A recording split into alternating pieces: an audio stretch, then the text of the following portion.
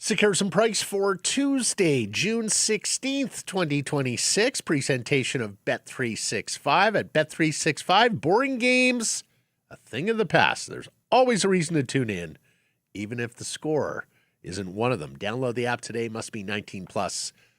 Please play responsibly. Matt Sekeres with Blake Price. 4-time Juno Award winner, 2-time basketball champion, and world log rolling champion Mike Rogerson hitting switches and conducting things. And you can see him on camera today because he wants to shout out a special friend. He does? Oh, yeah. He absolutely does. Okay. What kind of special friend? He's got friends in high places. You know how he rolls. And when I say how he rolls, I mean with Snoop Dogg, and I literally mean rolling. Okay, I'm intrigued. Yep. We'll keep it a surprise. Gonna save it. Daily poll question today. Do the Canucks need to trade a veteran at or before the draft to prove the rebuild is real? You can vote yes, you can vote no. Got all summer. Now, a little history lesson here. Last year around this time, we were like, okay, well, if the Canucks plan to getting back to competitiveness, they've got to strike here and get that second line center or another center by the draft. The draft is one of the true marketplaces in the National Hockey League. And if you miss the draft, okay, you have free agency, and then you move into the wasteland that was last summer. And people kept telling me, no, they have all summer. They have all summer. And the summer came, and the summer went. And the Canucks still didn't get another center. And then Jim Rutherford and Patrick Alvine emerged at training camp talking about, no, well, we're going to look at this in season. We feel good with the group we have. No, Heal's healthy. And then we all know what happened. Heel got hurt first month of the season against Washington. Bluger was also hurt. They were absolutely destitute at center. They were playing wingers out of position, and the season was scuttled early. So I'm a little gun shy of the got all summer line of reasoning / excuse. That said, there is context. The Canucks were a buyer. This year, the Canucks are a seller. And it's not like any of these veteran contracts are expiring anytime soon. So time should be on their side. The urgency should be on the side of the seller. And look, while there may be urgency at the draft, maybe there's even more urgency in free agency once teams start missing out on players. Yeah, as we know, it's going to be a competitive marketplace for talent this summer with a relatively weak free agent class. So all the teams who, like the Canucks last year, fancied themselves buyers, playoff teams, contenders, are going to have to up the ante and be willing to pay good prices if they want to fill their roster holes. At least theoretically, that's how we're working here with supply and demand economics. This is an opportunity, but they can't let it pass them by. They can't, in the words of a previous Canucks general manager, run out of time. You do have to conduct business when most people are conducting business. Your market does diminish as the summer goes on. You can't even get a hold of a general manager in mid-August. No. They say, we work so hard, blah, blah, blah. They don't work in August. I'm absolutely convinced that general managers do not work in August. Now, all that being said, the Canucks are not over a barrel here like they were when they were trying to be competitive. That's so many times they were hungry. They needed this piece in order to be even close to a playoff contending team. There were clear gaping roster holes that they knew they weren't going to get to where they wanted to be. And the rest of the league knew that too. And so the rest of the league said, okay, we're playing hardball. We're going to dance around this a little bit and make you raise the price and win the trade. Here, the Canucks Canucks can run it back. Like it's not ideal. They can. It's not ideal, but there'll be a lot of skepticism in the market because, of course, the Canucks have never rebuilt. The owner doesn't like rebuilding. Like Matt, if over the next 3 to 4 weeks the best offer they get for Jake DeBrusk is a 4th-round pick, you don't make the trade. Absolutely not. Absolutely you hold on to him and you just keep on keeping on. Well, because you can also make that trade on November the 10th when somebody's winger goes down with a 4-month injury. Right. You know, like, again, cap space galore. Those early season, last year we saw like Oli Mata, and there was another like very uninspiring defenseman that went for like 3rd-round picks or something like that. And we looked at it and we went, okay, there's desperation for you. There are teams that need to fill minutes on defense where there's not a lot of options out there. And so they're shopping in the 3rd pair aisle and they're paying prices that you're not going to see at the deadline to get that player in the lineup in the here and now. And the old school gymnastics of, we've got our guy down, but we can't put him on LTIR yet. We got to wait till that guy's on LTIR so we have the cap space to make that. No. All those worries are out the window for 94% of the teams in the NHL. Everybody's going to be able to replace their injured players next year. Like, I honestly, the amount of teams that start the season at the cap, Matt, if it's more than 5, I'll eat my shirt. Yeah, it shouldn't be many. So cap going up $8.5 million to, and especially next year, 104 with another jump. I mean, next year there might be 2 teams at the cap at the start of the season. Right. So, the Canucks can again, they don't have A1 talent to offer. But they've got better talent than a lot of the UFA market will give. Yes. Now, other thing I'll say, while it is possible you can take advantage of teams that will have missed out on whatever trades we do see around the draft and on free agents, the marketplace should be a little flusher on the front end than on the back end, right?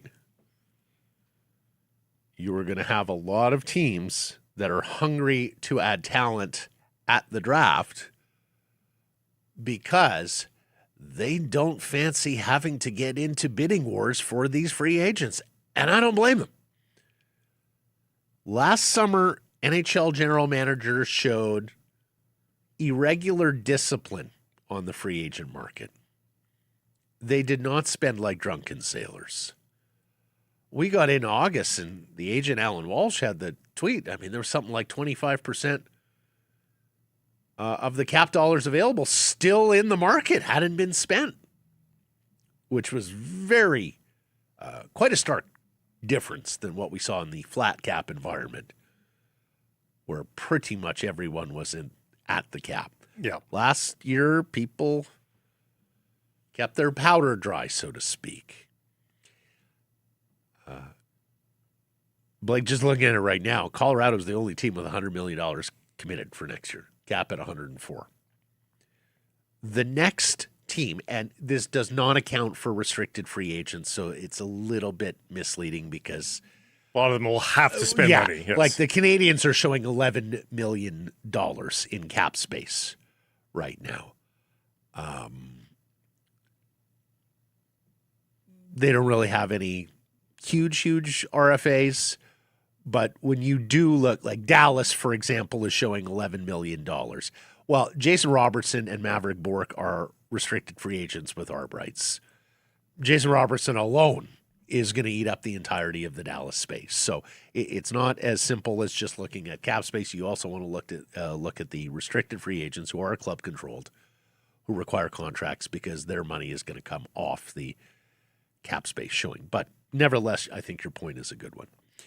Okay, so when we talk about veterans at and before the draft, yes, of course, we're talking about DeBrusk. We've been talking about it for some time now. The most likely Canucks veteran to get traded. Nobody would be surprised if he's the first one off the board. It's a digestible contract for a proven year in, year out 20-goal scorer who helps the power play. And, of course, Jake has already said he's not quite built for a rebuild. He didn't sign up for this. He joined a Canucks team that was coming off a second-round playoff appearance and wants to be on a competitive club, and who can blame him? Now, one of the destinations may have dried up. If Mike Babcock is going to Edmonton, I'm not sure Jake DeBrusk would waive to go back to his hometown if Mike Babcock is the coach. I don't think Mike Babcock. But, we'll see.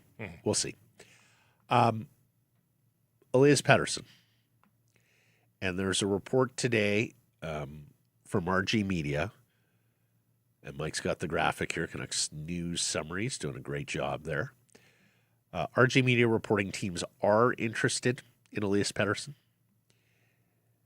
That the Canucks are willing to listen on almost every scenario. That the Canucks want an acquiring team to take the entirety of the $11.6 million cap hit. They don't want to retain on this deal, and understandably so. I mean, retaining for 6 years is an awful long time. You only have 3 retention spots. In a rebuild, you want to keep those as fluid as possible because you're likely going to need to retain to facilitate deadline trading when teams have less cap space available. And you hope to be vying for a playoff spot. Well, in those 6 years somewhere along the line, yes. You hope to use that cap space. And identify, RG Media does, the Los Angeles Kings and the Detroit Red Wings as interested suitors. We've talked about LA in the past. Big center ice void there with Anze Kopitar being retiring, sailing off into the sunset. And, of course, in Detroit, where it's about talent acquisition and getting back to the playoffs after failing the last 2 years, despite being in it at the deadline. And it has gotten so frustrating that the Detroit Red Wings' longest-serving player, Dylan Larkin, wants out and has provided Steve Yzerman, according to reports, with a trade list.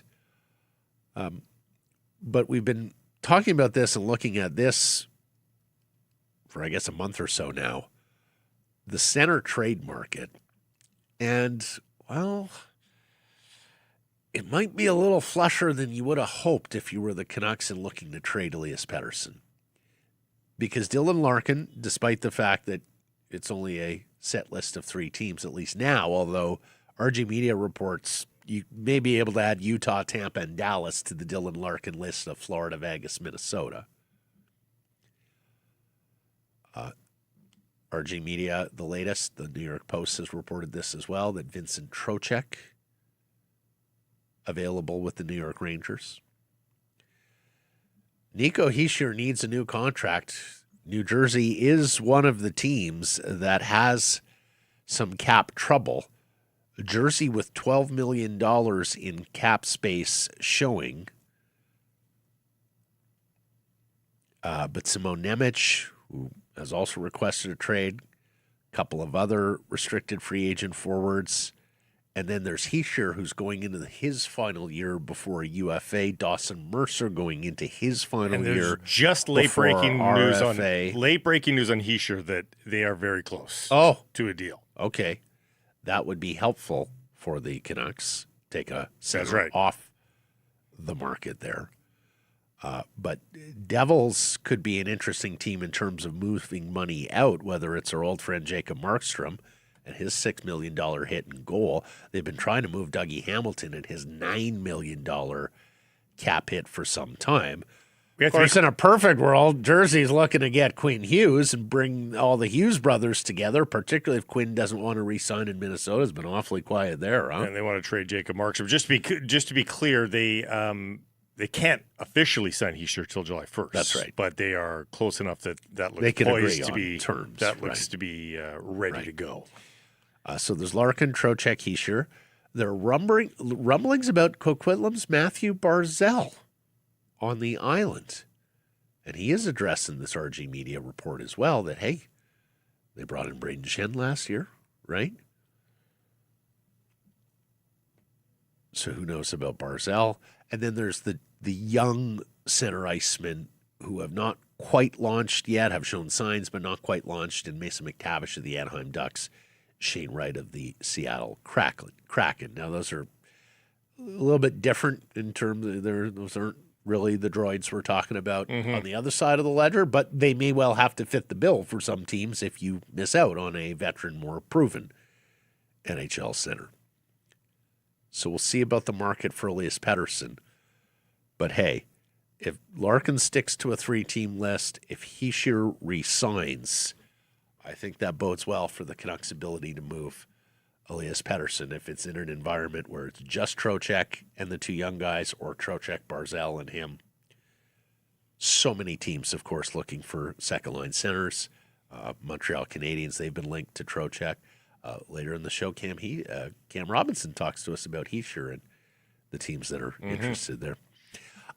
Then there's Marcus Pettersson. And we bring him up because, Sheng Pen covers the Sharks down in San Jose, saying Pettersson's motivated to move. This is Marcus. I think that's what I understand. That's why I think I don't know for sure. Dhaliwal spoke to the agent who shut it down with hyperbole, but of course... Lion season. Yeah, and also, agents at face value. Yeah, all the time. Paid advocates at face value. Because of two things, really. Number one, what's your appetite for losing, Marcus, and spending some of your last prime years in a rebuild? And then secondly, this often changes matters as well. If a team goes to you and says, look, we'd be interested in moving you at this stage because of where we are in our team cycle, a lot of NHL players don't get over that. They go, okay, well, I'm not wanted here. Then, yeah, okay, here's my list of teams. Or, I can argue this one both ways because obviously that scenario can definitely play out. But traditionally, Swedes are nesters. Traditionally, they like to be around each other as well while they're nesting, and having legendary Swedish presidents might facilitate that a little bit as well. So I could see Marcus Pettersson's feelings being both directions. He is not in his prime, man. I would say Marcus Pettersson's out of his prime. Past his prime? Past his prime. If he wants to win a cup, it's not going to be as a Vancouver Canuck. So that's a pretty harsh thing to come to grips with here. Yeah, he's 30 years old. He's 30 years old now. Yeah. No, but here's why I think you throw out the Swedish thing and you take the agent's comments to Dhaliwal with a mound of salt, not just a grain. This was a player that was acquired via trade by his former managers and coach. Yep. And then they immediately re-signed him. And when asked, you just got here, you haven't even unpacked, how is it you're signing this long-term deal? And he talked about the faith and relationship that he has with Jim Rutherford, who is no longer here. Well, and the Jacob Rusk rule works here too. He came here for a very different reason. Pittsburgh was not very competitive when Marcus Pettersson was acquired. Pittsburgh's competitive now. The Canucks aren't. So, look, the agent can say whatever the agent wants, but if Marcus Pettersson's prepared to do 4 more years of losing and get to his 34th, 35th birthday before changing teams, so be it. I would be really surprised, and frankly, I would also be really, really surprised if the Canucks don't go to this player and say, hey, we would like to move you while you still have some value, while you still have some good years left. And we think it would be 5 years left on the deal, not just 4. And we think you would be best served as well to go play in an environment where you've got a chance at the Stanley Cup, or at least you're going to be a playoff team. Now, he does have a full no-move clause.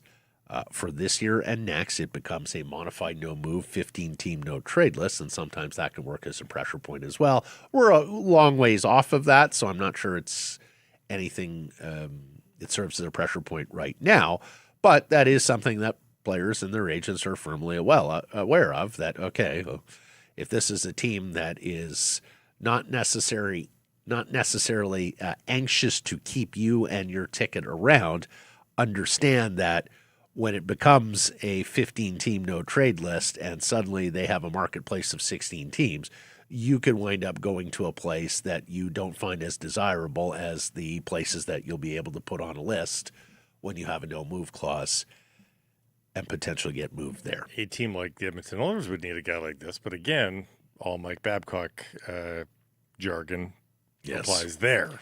And there are reports out there that it was more than just, hey, let me see your phone, show me a family photo in your phone, that Columbus players objected to in the brief time they were with Mike Babcock.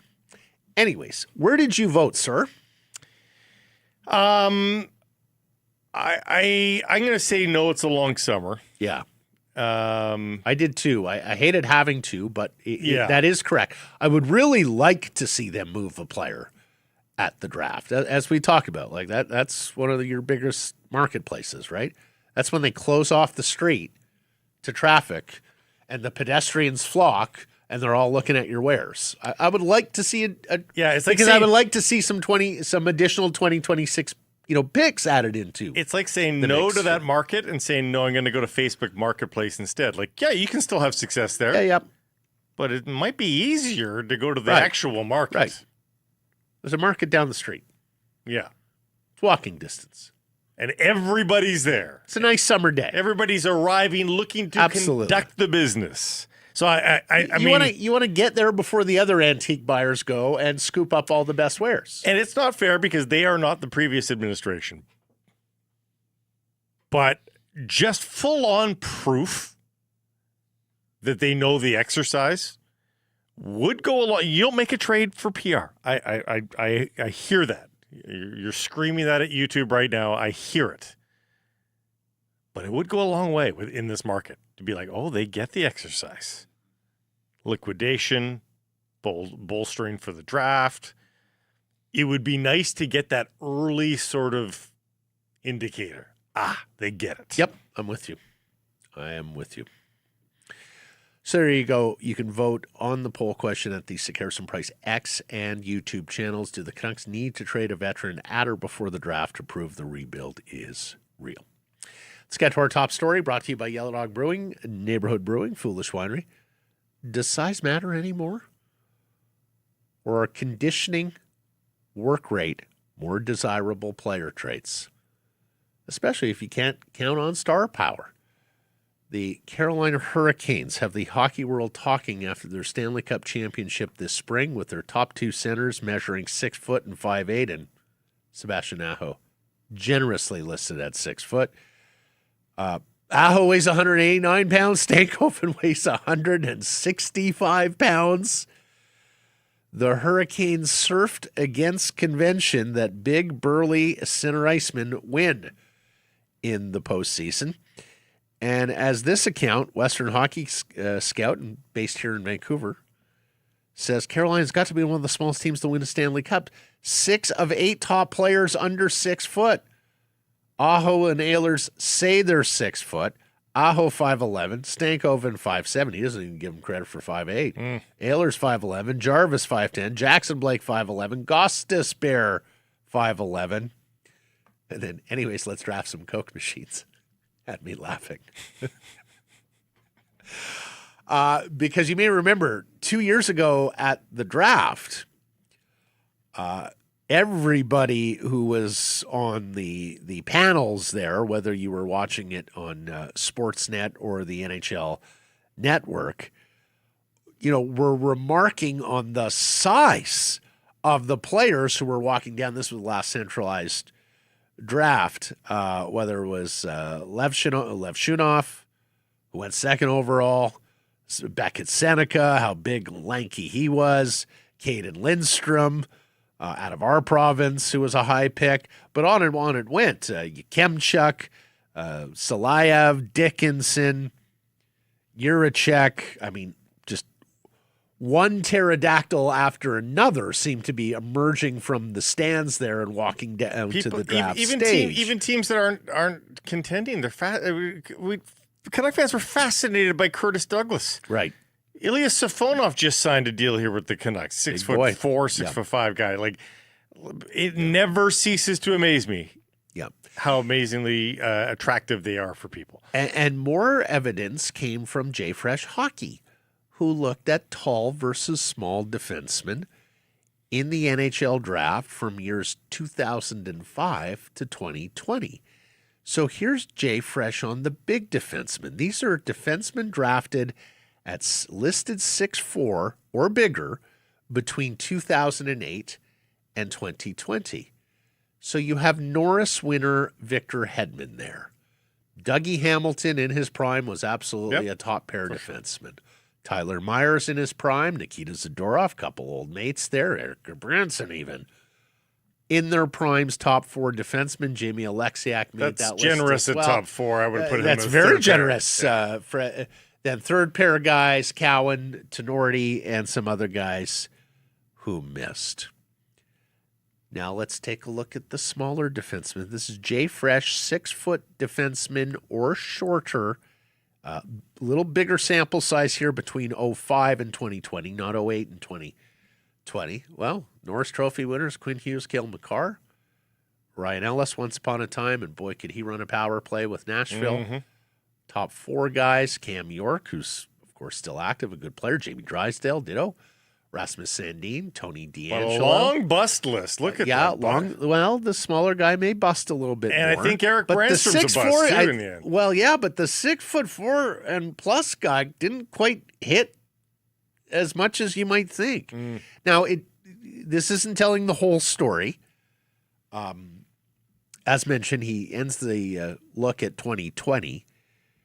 You've got Owen Power and Simone Edvinsson, who are well on their way, I think, to being very good National Hockey League defensemen. Some pick apart Power's game and just wish he was better defensively. He's not going to realize his draft stock. He's an imperfect number 1. Yeah. Like, he's always going to have that first overall attached to him. Yeah. And with that size, I think it's also going to look like, oh, my God, he didn't quite hit.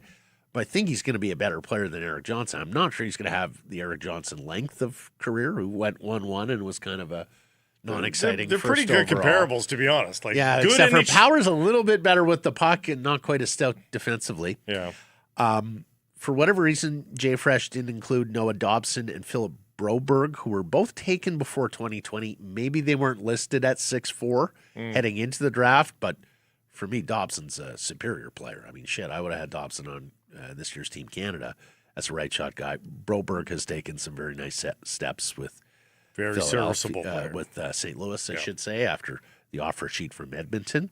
And then there are the guys who are still in incubation. Radim Murtka, the oversized Seattle Thunderbird defenseman, Buffalo pick.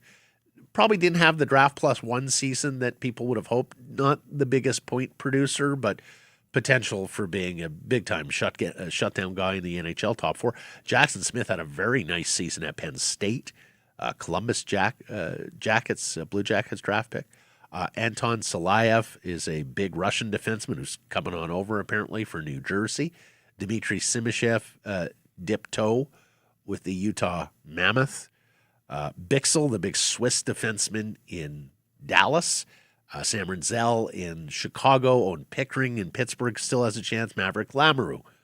They could all be players. So nobody is sitting here and saying, oh, the 6'4" plus defenseman is too tall. Did you mention bad Jiricek? David Jiricek? I did not, because I don't know. Is Jiricek feeling out here? I mean, I guess he's still got runway. He's been traded twice. Yeah. As for the defensemen in this draft, you've got three first round. Well, I shouldn't say that because there could be more. We'll talk about a big guy from Russia with Cam Robinson. But Keaton Verhoff measured 6'4". Malte Gustafsson of Sweden Sweden has 2 6'4.5" defensemen, Malte Gustafsson and William Hackinson. What's Smits measured at? Smits came in at a sub 6'4". Okay. I didn't get the. Give me a second. I mean, his hockey DB is 6'3", so he's right on the edge. I got 6'2.5" apparently is what Smits measured in at the combine. I mean, I think Reed and Carroll's, of course, the other top defenseman, Jacksman Rudolph as well. They all came in at sub 6'4" as well. I think it's an interesting conversation to have, but I think it ultimately just goes back to what instinctively people will say about big defensemen. You got to be able to move. Got to be able to move, and you got to be able to play with the puck. And so I don't know that the criteria changes as people trot out this stat and this stat. I think you ultimately still end up into that place where, if you have one of the things, handles or speed, I think you can probably get by okay. But, you need to be a hockey player. You can't just be big. The flip side, getting back to Carolina, does their success further buoy the draft stock of someone like Viggo Bjork, who was 5'9", 180 at the combine? Some people think he's a top 3 talent. Heck, there's one scouting service that has Viggo Bjork as the number 1 rated player on their final board. Gab McKenna, not the shortest at 5'11", but 170 pounds. Xavier Villeneuve, a young offensive-minded defenseman. Have we learned the Quinn Hughes, Lane Hudson lesson, or do we think Villeneuve is of that caliber or could be on that pathway? Or at 5'10" and 3/4, 164 pounds, are we just not convinced that he's going to be able to defend? Tommy Blyle, a Quebec League defenseman, American, 5'11" and 1/4, $170, but can really skate. Then there's Vancouver Giants, Mathis Preston, who will be a CHL player next year, too, with the Giants. He's not leaving the Giants. No. 5'10", 3/4, 172 pounds. Like, do any of these guys, does any of their stock change in the eyes of scouts and evaluators who looked at a Carolina or a Hurricanes team that was not teaming with big or heavy players and still won a Stanley Cup, going 16-3, Blake, in the Stanley Cup playoffs? I think you got to go a little Dan Dorazio here, though, and look at the baddie and how the weight is drew. Like, people will say Stankoven, he's not quite Marty St. Louis level just yet, or Connor Bedard's an undersized player too, who they're tough to knock off the puck, like strong guys. And so strong on your skates, being willing to play in the inside areas. If you have that, despite the short stature or the lighter stature, I think you're still a viable. Like, Viggo Bjork has got the right attitude Stanley Cup to make player. it work. Viggo Bjork has got the right attitude. I would Stenberg too. I mean, he's not that small. He's a little closer to 6 foot, but he is absolutely happy to play. But I would look at contact. their. I would get help. I don't know who's in those combine weigh-ins and who gets to see all the data on each and every team. But you like to look at the guy and just be like, can I imagine 20 more pounds on this guy or 15 more pounds on this guy? Fair. Can he get strong enough to where Viggo Bjork can back up his tenacity? He's got the tenacity, but he can't be a chihuahua biting at ankles. You got to be a little bit bigger than that. So, you know, all those things weigh into it. Meanwhile, Frank Saravelli, the latest to say, because Cam Robinson's been telling this for a while, I think there's people in Vancouver's front office that are pushing for defensemen. I mean, if what he's saying and Cam is saying is true, it sounds like there are scouts in the Canucks front office who absolutely rate the defensemen ahead of the forwards and don't necessarily want the positional pick. That's my interpretation. We'll see what they do. What I do know is if both Stenberg and Malhotra are on the board at number 3 and they go defense, the city will burn. Yeah, it probably I think will. Canucks fans will go absolutely crazy. I think because there's a section, I think, that are already going to go crazy if they pass on Stenberg. And I think you got another subsection that will go crazy if they pass on Malhotra. And if they pass on both of them to take the second defenseman of the draft, because presumably McKenna and one of the defensemen of San Jose, oh boy, I think we're going to have an angry public here. I don't want the world where Stenberg's available and they pass. I don't want that either. But I tell you, if Stenberg goes 2 and they chose Chase Reed or whomever ahead of Malhotra, not whoever, Reed or Carl's in particular, I would be okay, and I think that it would be I think it'd be good for the program. I bet you that gets 50-50. Even though our polls suggest that it's Malhotra over defenseman, the polls that we've done, I bet you when push comes to shove and that happens, I bet you it's pretty 50-50. Well, my experience in gauging public sentiment, and this goes beyond this market and this team, but also specific to Canucks and Canucks fans, is that as soon as the player's name is called, there's a huge faction of the fan base that just gets behind the player. That's right. Like, you know, I heard a lot of just not a Russian, and then they took Vasily Podkolzin, and everybody loved the pick. Well, and people are saying just not an American and Chase Reed. I didn't hear many people looking for Elias Pettersson 5th overall, and everybody got behind the pick. I heard a lot of, I don't want the small defenseman, and then Quinn Hughes' name was called, and everybody got behind the pick.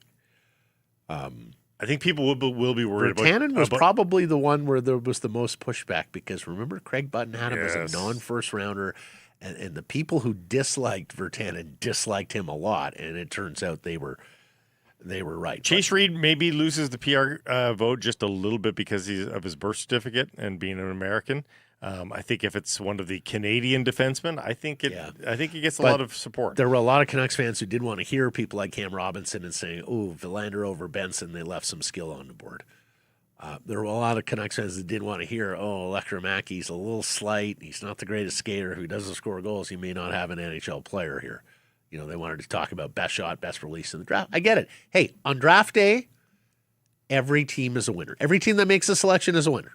And you know, there's an argument in the NFL that the NFL draft is bigger than the Super Bowl because 32 teams sit there and declare victory, as opposed to the one team that gets to declare victory. You can't be told that they're wrong because That's right. You don't know. Exactly. And there are surprises at every draft where you guys you think, oh, so and so reached, and they didn't. They got it right, so you're not wrong. Okay, but the size is just one part, or the lack thereof is just one part of the Carolina lesson. And look, I know Canucks fans have moved on from Tocchet and Alvin and the browbeating approach they took with Elias Pettersson. And I know there's a lot of Canucks fans who recognize the Sedins were the two hardest workers in best shape members of the club when they were here, at least beyond their early years, which to this day they will tell you we're embarrassed by those photos. We were too pudgy. We weren't in great shape. We had to make changes. But for Ryan Johnson, and who knows, maybe Manny Malhotra and his incoming coaching and support staff, who may take a more of a lighter touch with Elias. I mean, there was some really instructive stuff here from the Cup champions, the Hurricanes, on work ethic. Mike, let's bring up the tweet here, if not the video yet. Rod Brind'Amour, and apparently didn't tell any of the players why he was doing this, but he put a 35-pound cinder block in the Canes weight room, and the strength and conditioning coach started calling it blue-collar presses. Turns out Brind'Amour was having them practice lifting the Stanley Cup, which weighs 35 pounds. But here's their strength and conditioning coach talking about how he motivates and the buy-in he gets from players. Again, in part because you have Rod Brind'Amour there setting the example, talking about it, but also, putting in the work himself. Rod the Bod, we all saw the shirtless photo. So here's the strength and conditioning coach of the Carolina Hurricanes talking about the culture they have in terms of work ethic. I've made a career out of it. I think it's all personality stuff, and it comes down to relationships. But, guys would be in their suits, leaving. It's like, you going to lift in your suit? I was going into the shower asking guys if they were going to lift after they showered. Post-game, if we're going to work out, we got 20 out of 20 guys in there. We call that our blue-collar press. I grew up in a blue-collar neighborhood. Maybe one of the most important blue-collar jobs is the mason. The mason builds the foundation of buildings, your homes, and what have you. And basically what we ask guys to do is do one press and think of those blue-collar moments that got them here and somebody that's helped you get here. Thank you, Bill. Thank you. Teach or coach with sarcasm. I love it. You can work out in your suit? Oh, you can work out after your shower? Okay. Brilliant. Oh, guilt tripping. Oh, well, hey. Oh, no, you got to get to the club? Oh, you got to get to dinner with the fam? Okay. Yeah. All right. No, it's okay. We got 19 guys here working out. We don't need 20. All 20. And then there was this. And this comment, I remember when he made it, but it should have got more run as he and they made their way through the Stanley Cup playoffs. But Taylor Hall, of course, who has seen a number of teams, Edmonton, Jersey, Arizona, Chicago. 34 years old. And I guess he only said it a few weeks ago. He said when he was acquired from Chicago, he simply wasn't in shape enough to handle the amount of skating that Carolina's system demands. Oh, you're in Blackhawk shape. You're not in Hurricane shape. So put them together. Yeah, you can have smaller players and win a Stanley Cup. They better work their fucking asses off. And number 40 has a awful long way to go. I hope he gets there. I hope he finally sees the light. I hope Hank and Danny are able to get through to him because God knows they knew how to work. But I said it at the end of the season, Blake. I said it again when the Sedins and RJ were announced. I would absolutely want a status report before I go to the draft in Buffalo or before I start the marketplace around the draft in Buffalo, knowing, okay, what's he been doing for the last 2 months? I can't help but think back to Rick Tocchet, a contemporary of Rod Brindamore. Yeah, teammate. I'm sure there was discussions. I'm sure they had a conversation about approaches. And I bet you Rick Tocchet, in that regard, not so much X's and O's, but I bet you Rick Tocchet really wanted to take a page out of that for his tenure here as a Vancouver Canucks head coach and wanted everybody to be that fan. And I just don't know that he was able to get the buy-in that Rod Brindamore does. And it's maybe about the wrapping and how that's presented. But I can't help but think that because he talked about it. He talked the talk, Rick Tocchet, about needing guys to up their fitness. How many times did he say that? He was disappointed the way the guys showed up. And, but they never got there. No. And maybe it would have taken, maybe it just took more time. Brindamore's been there for an awfully long time. And of course, he's got the job security of he ain't going anywhere. You're going somewhere before Rod Brindamore's going. But he got pretty immediate buy-in. They made the playoffs from the jump with him. And that's why, Blake, the second they signed Elias to that contract extension, I think Tocchet knew, I am out of here. As soon as my contract expires, I'm going to have options, and it won't be with this lot because I don't believe in him as a championship centerpiece. And so far, he has been right. Mike, speaking of the Carolina Hurricanes, we got another unsung hero you want to shout out here. Is this a British Columbian? No. Oh, okay. No, it's a buddy of mine. The real reason Carolina won, I think. A buddy, Zach, a guy I used to do a podcast with. He is their head chef. Yeah. What's his name? Zach? Zach Vogel. Okay. He's a hockey guy, threw his resume in. He's a chef as well, but big hockey guy. Just said, you know what? I'm going to throw it into the Hurricanes and see what happens. He just moved to Carolina, beat out like 250 people and got the head chefing gig. You're kidding me. So now he's the guy who's got to cook for Rod the Bot. I was going to say. He, I mean, that's chickpea pasta, I'm sure. I think there's several brown rice, lots of kale, tons. I love the fact that if it tastes like dirt, it's on the Carolina menu. Exactly. Hey, chickpea pasta is amazing. Just doesn't cook as well. It does. The right brand does. Yeah. I had it last night. In fact, I love that on the Carolina website. Still, chef de cuisine. They could have just put chef, Magnifique. And everybody would understand what it is. Magnifique. Yep. We do have a separate pastry chef as well. Oh, what? wow. They do pastries? I can't believe it, but yeah. Low butter. Must be low butter pastries. Chef de cuisine. He's Ouais. a scuffier. C'est bon. Paul Bocuse, Monsieur Paul. What's up with Yellow Dog? Speaking of chefs, the food at Neighborhood in Penticton and at Yellow Dog is absolutely delicious. They are known for their beer, of course. That's what they do, craft beer. But I can remember talking with Mike and John and the guys who own and operate Yellow Dog and Neighborhood up in Penticton, and they were like, no. We were going to have good food here. It wasn't going to be, what kind of frozen crab can we bring and just throw in, your typical bar food. It was, no. We are going to curate menus of delicious food so people want to come and eat here as well as drink here. It's a big menu, too. It's good stuff. They've also got cheap beer this month. We like to make sure that you are up to date on what's on sale. Well, to chase my tails, the cornerstone beer of Yellow Dog. This is the traditional can, good for summer and some long sessions. The 12 packs. This is just a good Canadian case of beer on special for the month of June. Look for it on sale at private and government liquor stores.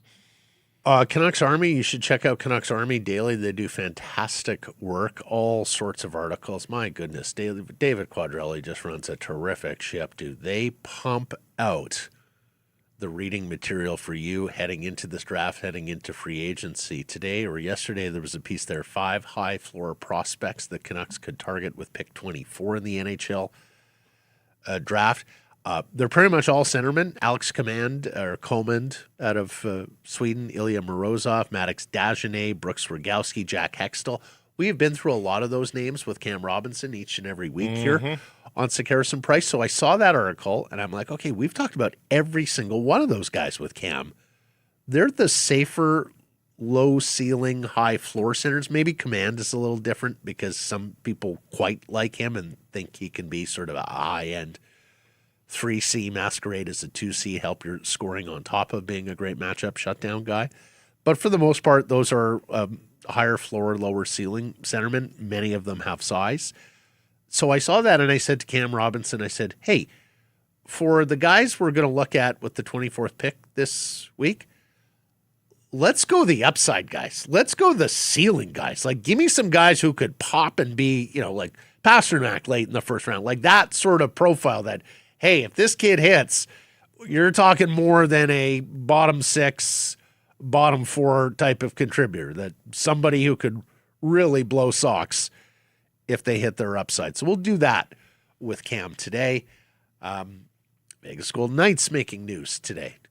John Tortorella announcing he will not be returning to coach the team in the 26-27 season. It was pitched as sort of temporary, that Torts was effectively retired, but took this job, and sure enough, living up to the bill. After falling short. It's a weird chapter of NHL coaching. You fire your guy who brought you your first Stanley Cup way ahead of schedule. Yeah. You replace him in the final week of the season with a guy who hasn't won in 20 years. Right. He takes you to the Cup, amazingly. Yeah. And then you cut bait with him. And I know there's a lot of people who are or were wondering, was the idea they're going to bring Bruce Cassidy back? Is that why they're not letting him interview around the league? Our buddy Bill Good on the Sunshine Coast asked me that the other day. That was out there as a theory, but then Cassidy went on Spitting Chicklets and he carved them. So he said he wants out. He wants to coach elsewhere. I'm not sure there's putting. And by the way, Torts is not retiring. He wants to continue coaching. So it's not like he wasn't a willing participant here. The Knights said, nope. We needed 2 more wins out of you. 4 of 8 teams in the division now will have new head coaches next year. Vegas, Edmonton, LA, and of course, Manny Malhotra with the Vancouver Canucks. Then there was this. I mean, you know how much I was ABV and how pleased I was with the Carolina victory, and yet still Vegas gets over it. It's kind of like a trip to Vegas. Even when you think you've won or broke even, they somehow still... The Stanley Cup has been presented at T-Mobile Arena 3 times in the last 9 years. Washington won there, Carolina won there, and when Vegas won its cup, it won there as well.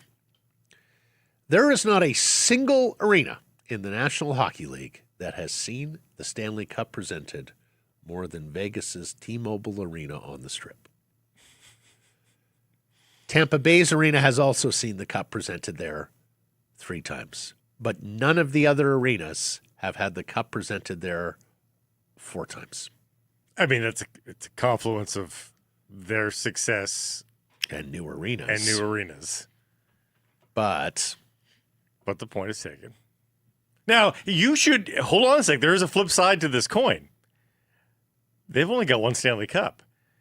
So you can also say their fans have suffered the indignity of watching another team celebrate more than any other fans in the league. Small consolation. Small consolation. Said it when they won. It's just another glitter ball on the Strip. And then the plaza in front of T-Mobile was empty 2.5 hours after the Cup was won. Okay, so... Moving on. No, let me just ask you want to this. move on. Let me ask you this. when is ABV, because of the matter they had, when the is it last over? dog dies, Blake, when the last expansion Vegas Golden Knight player is gone, and quite frankly, I may need to see George McPhee gone as well, and the ownership change before I'm done with ABV. You got McNabb there, you got Carlson there, you got Theodore there. Next year's their 10th year. I in the don't league. give a shit. It is still fruit of the poisonous tree.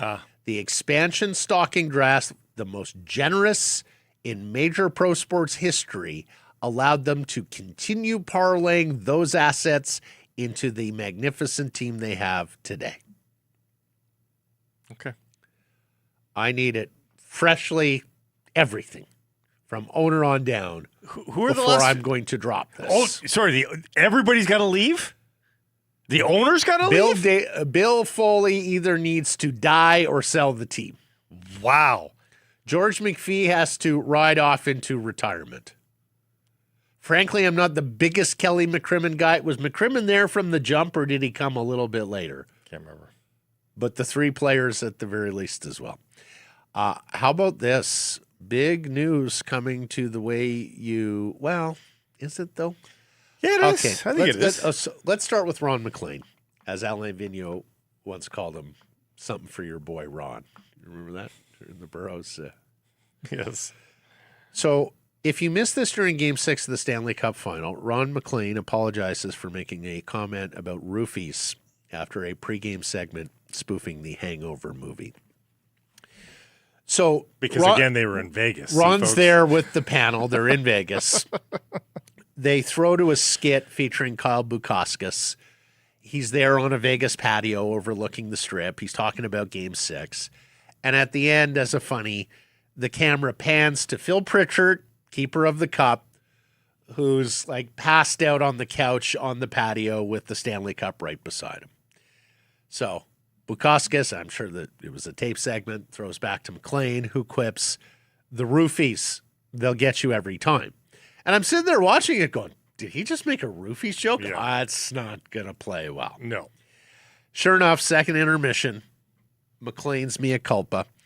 I referenced the scene in the movie in which the tiger is put to sleep, Mike Tyson's tiger. The keeper of the cup, of course, are asleep in the skit, and I used the slang term for the drug, which has far more serious connotations in reality. I should not have made that connection. I did not. I know I triggered some people. I know I offended some people with that remark. I feel very badly for that. And I want to thank you for bringing it to my attention, to our attention. Very sorry. It's a good apology. Yeah. I sometimes feel like Ron is a prisoner of his brand of the wordplay and the puns. Totally. When you try to manufacture one every single time, it's a lot of at-bats. It's a lot of at-bats. And honestly, more often than not, I'm astonished at how good he is with those and how many times he does put bat to ball. Well, they're always groaners, so good is in quotes. But yes, well, I hear okay. you. Yes. It's in the eye or the ear of the beholder, but fine. Here's the bigger news. Jonah Siegel, friend of ours, does the Toronto Sports Media blog podcast, writes in the Toronto Star. He lives down the road here in Seattle, actually. Jonah Siegel reports McLean's contract is up. And will the CBC no longer showing hockey have any effect on whether McLean stays or goes? Rogers announcing today that CBC will no longer carry NHL broadcasts, quote, as it moves forward with a new sports programming strategy following the unprecedented success of the Milano Cortina games.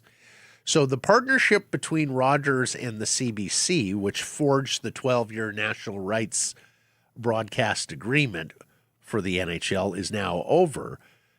But the CBC remains custodians of the Hockey Night in Canada brand, despite the fact that Rogers operated it over the last 12 years. And they're not giving it up. Absolutely. Here's Jonah Siegel. Sneak preview from my piece on the CBC, NHL, and change on how we watch hockey moving forward. CBC owns the Hockey Night in Canada brand, and we have every intention of using it going forward. We will have more to share about how in the coming weeks, a CBC person told Siegel. Now, there's a couple of things to unpack here.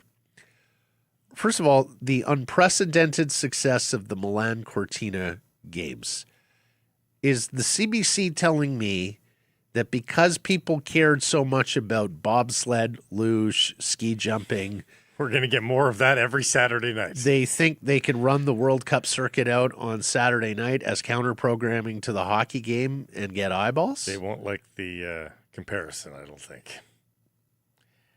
Because I think it's more just the program. The way I read it was they're going to focus their dollars on that. I don't know that that's necessarily on Saturday night, because for them to say we're holding on a hockey night in Canada, we're going to use it. So is that the PWHL, which the CBC already shows either on its network or on GEM?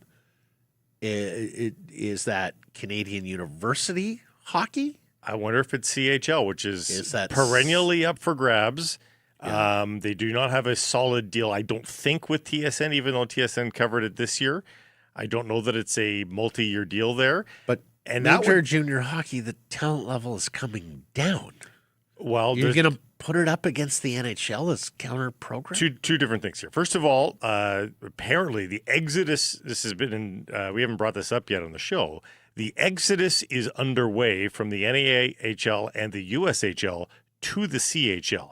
So is it going to replace what they're losing to college hockey? No. But the floor does get a lot better than the alternative. You get the best USHL players into CHL, your floor has greatly improved. Okay, but you're still not where you were. Okay, let me finish my second point. If they wanted to truly call it Hockey Night in Canada, the one thing, because I don't think the PWHL wants to go toe-to-toe with the NHL either. Which is why it's often on Saturday afternoons. Right. But the CHL is in a lot of smaller markets. And those smaller markets, knowing that they can watch their team on network television and getting, some bells and whistles, not NHL level bells and whistles, is somebody in Kamloops more inclined to watch the Blazers play that night on national TV or to watch the Canucks? And I think the answer is they'll probably go back and forth. Like, I think that the small towns may come out and support the CHL. Again, it's not going to be close, the numbers. The CHL in general is not going to be a huge number. But can you make a nice thing for Canadians coast to coast by calling it Hockey Night in Canada in a Canadian league? I think you can make the argument it's not a bad alternative. I think I would disagree. What I wonder is, does Hockey Night, are they telling us that Hockey Night in Canada may not be live hockey games anymore? Might it be prepackaged hockey programming? Features, documentaries, series, things of that order. Just wondering. The success of, what's it called on Crave? The hockey series? Off campus or Heated Rivalry? Heated Rivalry. And then was it Amazon that did the off campus? Yeah. Was CBC getting in this ball game as well? I don't know. Do you remember the Legends of Hockey? That would be a stretch, series, though. I think it's live programming. I think it's live programming. All right. And again, live programming, very expensive to produce, though. That's why the CHL, that's why Canadian University Sports have not gotten the toehold on Canadian television, because people just don't watch it in the numbers to make the production worthwhile. So, and if you're a private broadcaster, you wouldn't even endeavor this, because if it don't make dollars, it don't make sense. And you got shareholders to. But they do have a mandate to create programming for Canadians, and I get it and all that. But they're also under attack, from one side of the political spectrum here. If not others who are suspicious on and a little more discerning in terms of the budgets that the CBC gets, especially on the television side of things. Like the one thing, and I've had a number of friends work for the CBC over the years, like the CBC and particularly CBC radio in far-flung communities is really, really important. It gives the community a voice, a fireplace, a campfire, if you will. Bringing you news, information, and programming entertainment that is specific to these communities. Like it's part of what stitches Canada together across these large geographic That's exactly what I'm going spaces. for here with the CHL thing. Okay. Is that you, like hockey night in Canada in Swift Current, Saskatchewan? Like, I think that's part of their mandate a little bit. We'll see what. It's never been cheaper to do live programming now. So, well, it's never been cheaper to do it. To do it well, you don't have to do it well. You're already into Swift Current, so like it doesn't have to. It's going to be an 8-camera shoot. The truck is in Toronto. The broadcasters are in Toronto. Yeah, like it's fair enough. Fair enough. I mean, up against the NHL. I mean, there's a reason college football goes Saturday, the NFL goes Sunday. You're not going to win the battle. You're just trying to carve a new niche. Okay. Let's get to our menu. It's brought to you by our friends at Greta. A fantastic spot to pregame or postgame. You are mere steps from the arena or the stadium. If you're looking for a venue for your next private party, you got to check out Greta because it's got something that other venues don't have, and your guests will light up when they see it, and that is the arcade that surrounds the bar. A game for everyone, the participatory games, Pop-A-Shot. They got Twister, air hockey, the console game. You can get into some of these driving simulators. They're outstanding, plus the old school video games. Awesome menu of approachable street food. The smash burger is absolutely delicious. And a bar right there. Full service for you, private riser on the back. For more info to book your event, go to gretabar.com, Greta 50 West Cordova. Let the games begin.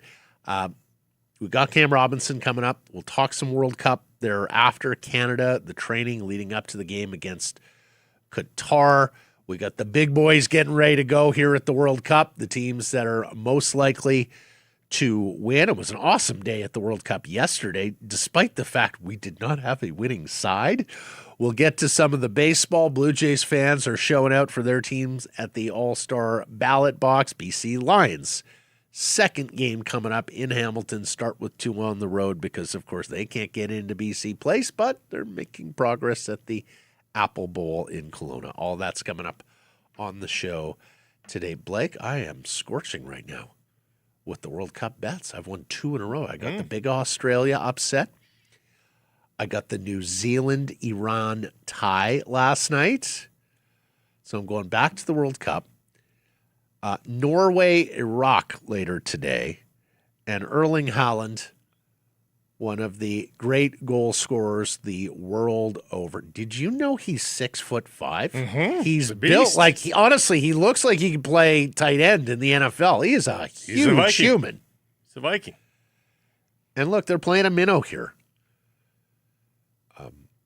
Norway can score a lot of goals. They're kind of a dark horse for a lot of people to make a run. I looked at Holland to score 1, but it's negative value. Is it really? Yes. So Holland to score 2 or more, paying plus 187. Let's see some goals, Norway. You're kind of going down a similar logic path as mine. It sounds gaudy until you realize who's doing it. Starting pitcher to get 9 strikeouts? Why are you asking for that? Because that's Dylan Cease's average. That's right. That's how he rolls. So it sounds crazy. Not crazy. And he got plus 270 on it. Every sports fan will tell you not all games created equal. Sometimes the excitement just isn't there. Sometimes you get a dud. It happens. But at Bet365, boring games a thing of the past. Now, there's always a reason to tune in, even if the score isn't one of them. And while they can't make every game exciting, they can help fans get excited about every game. Bet365. Download the app. Must be 19 or older. Please play responsibly. Cam Robinson, next. This is going to be so unreal for Vancouver, Blake. I'm picturing the city absolutely packed, the bars packed, jerseys throughout the town, and watching soccer matches all day long. The city is going to have such a cool vibe during the FIFA World Cup 2026. Now, I know both of us have traveled to sporting events before for work and for fun, and I know we agree that it is just a different experience when you're in a part of town, in a home that gives you the real flavor of the city. And that's why we prefer staying in homes on Airbnb. And that's what makes a tournament like this so much fun, though. You are mingling and being surrounded by the energy of a city as opposed to just your friends and the people that you traveled with.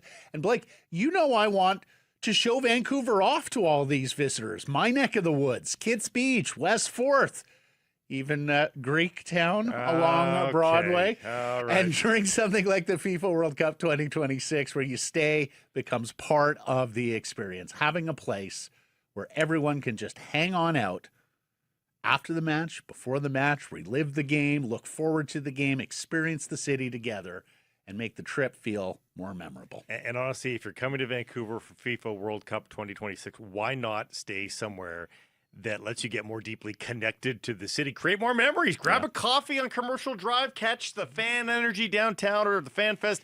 And if somebody invites you to have a huge argument over hockey after the soccer match, well, congratulations, you've officially lived like a Vancouver local. Hey, and you may even get invited to some backyard barbecues in the right neighborhoods. You never know. Airbnb, the world is meant to meet. Sick Harrison Price from the historic Wall Center. It's Men's Health Week. All three of us know about that. This is the beacon of health right here. Right? He gave us his measurables a couple of weeks ago, and they're extraordinary for a 40-year-old. He's 40 now. So take one simple step for your health, Cam Robinson, Matthew Sekeres, because caring for yourself today means more time, more memories, more milestones with the people who matter.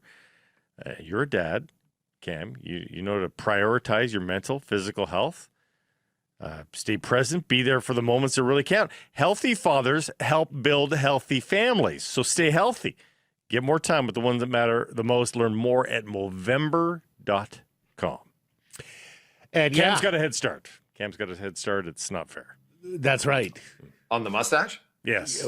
Just everything. Yeah. Is that athletic tape on your hand?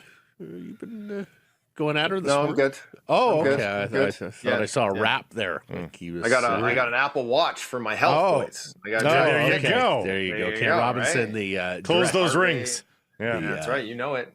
director of everything at Elite Prospects. And of course, you want to follow Elite Prospects for everything National Hockey League draft related. We're going to get to the draft as we always do with Cam Robinson. But first, I want to ask him the poll question. Cam, do the Canucks need to trade a vet at or before the draft to prove they're serious here about the rebuild, to get the rebuild going and make sure it's real? Do you want to see a vet traded at or before the draft? Do I want to see it? Yes, I do. And I think many people would. And I think that would be a nice kind of call to arms that, hey, we are serious about this. But I don't think it has to happen, because generally I don't think many things have to happen unless it works out in your favor. So if a deal is there that they think is a good deal, make that trade. If the deal is not, don't force something just to be like, hey, we're open for business and see we're proving it. Is that you can send a memo out to all 31 teams and be like, we're open for business, but you don't have to prove it to the fans. You don't have to just be a little more patient if it doesn't come to fruition. We talked about it earlier. You go back a few summers, the Canucks were hunting for that right shot defenseman or hunting for that second line center. Eventually got the right shot defenseman, and Roenick, of course, never got the second line center, and thus last season blew up. When you're in the buying mode, these opportunities, the trade deadline, the draft, free agency, if you miss them, you don't have a lot of recourse. When you're a seller, you should typically have longer runways, especially with vets under contract, right? And be able to pick your spot a little bit more readily, particularly if you're committed to a longer-term rebuild. Is that fair, Cam? Like, the urgency is on the buyer more than the seller at the draft?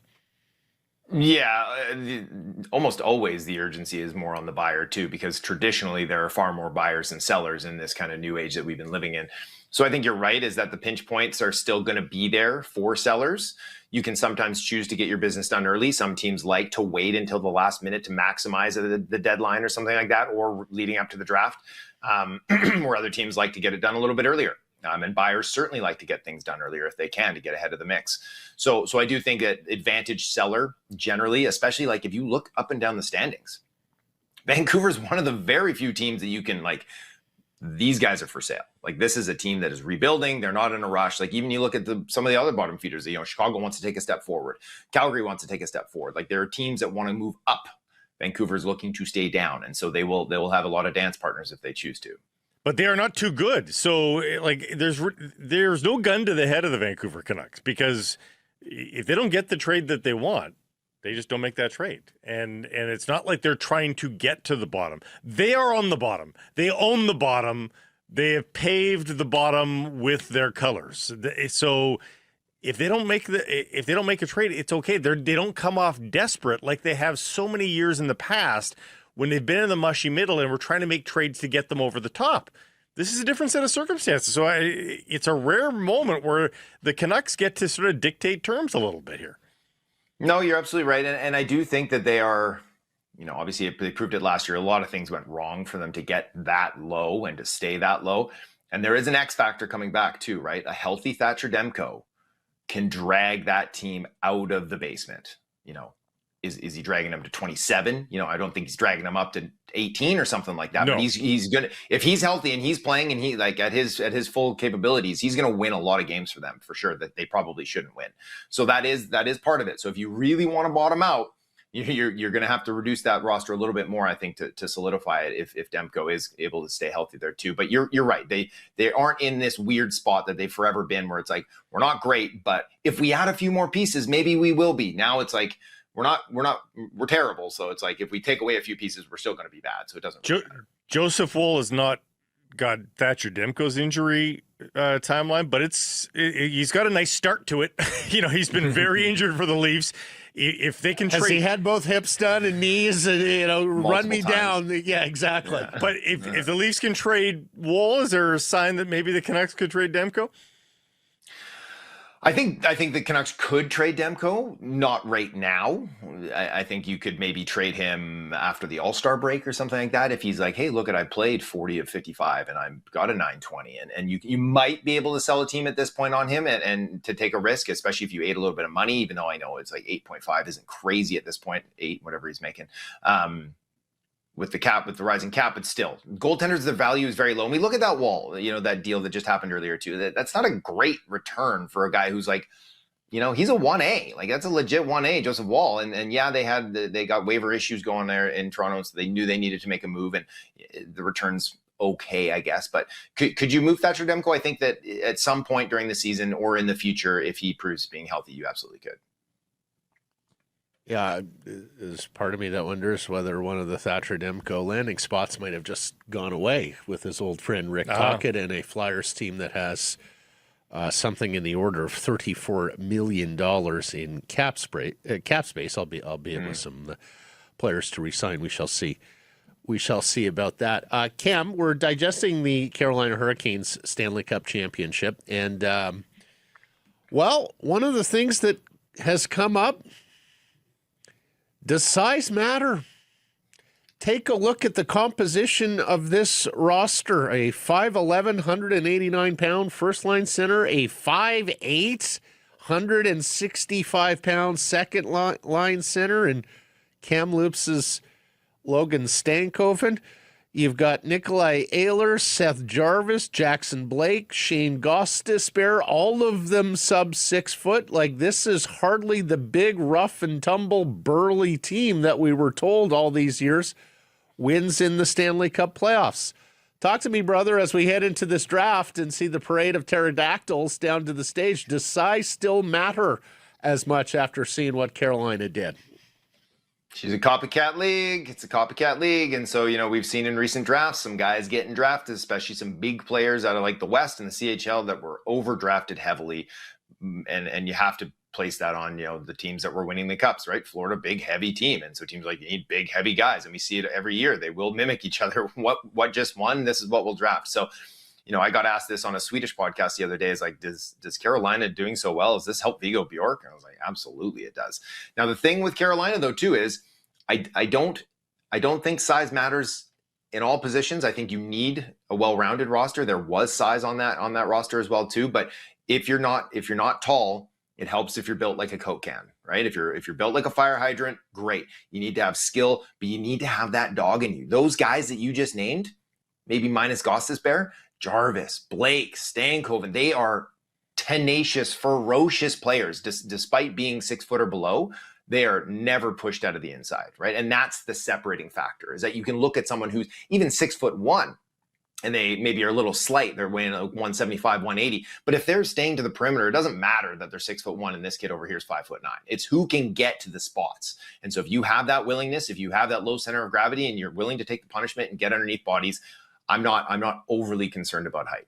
Well, and Taylor Hall talked about fitness, and strength comes into this as well. Is you got to be ready to play this game at this level. And Taylor Hall, for him, it was about gas in the tank and being able to skate for as long as hard as Rod Brindamore asked. But you bring up a good point. Is Rod the bod that's asking these guys to be fit, and that comes for those smaller players in the form of strength, right? You need to be strong as well.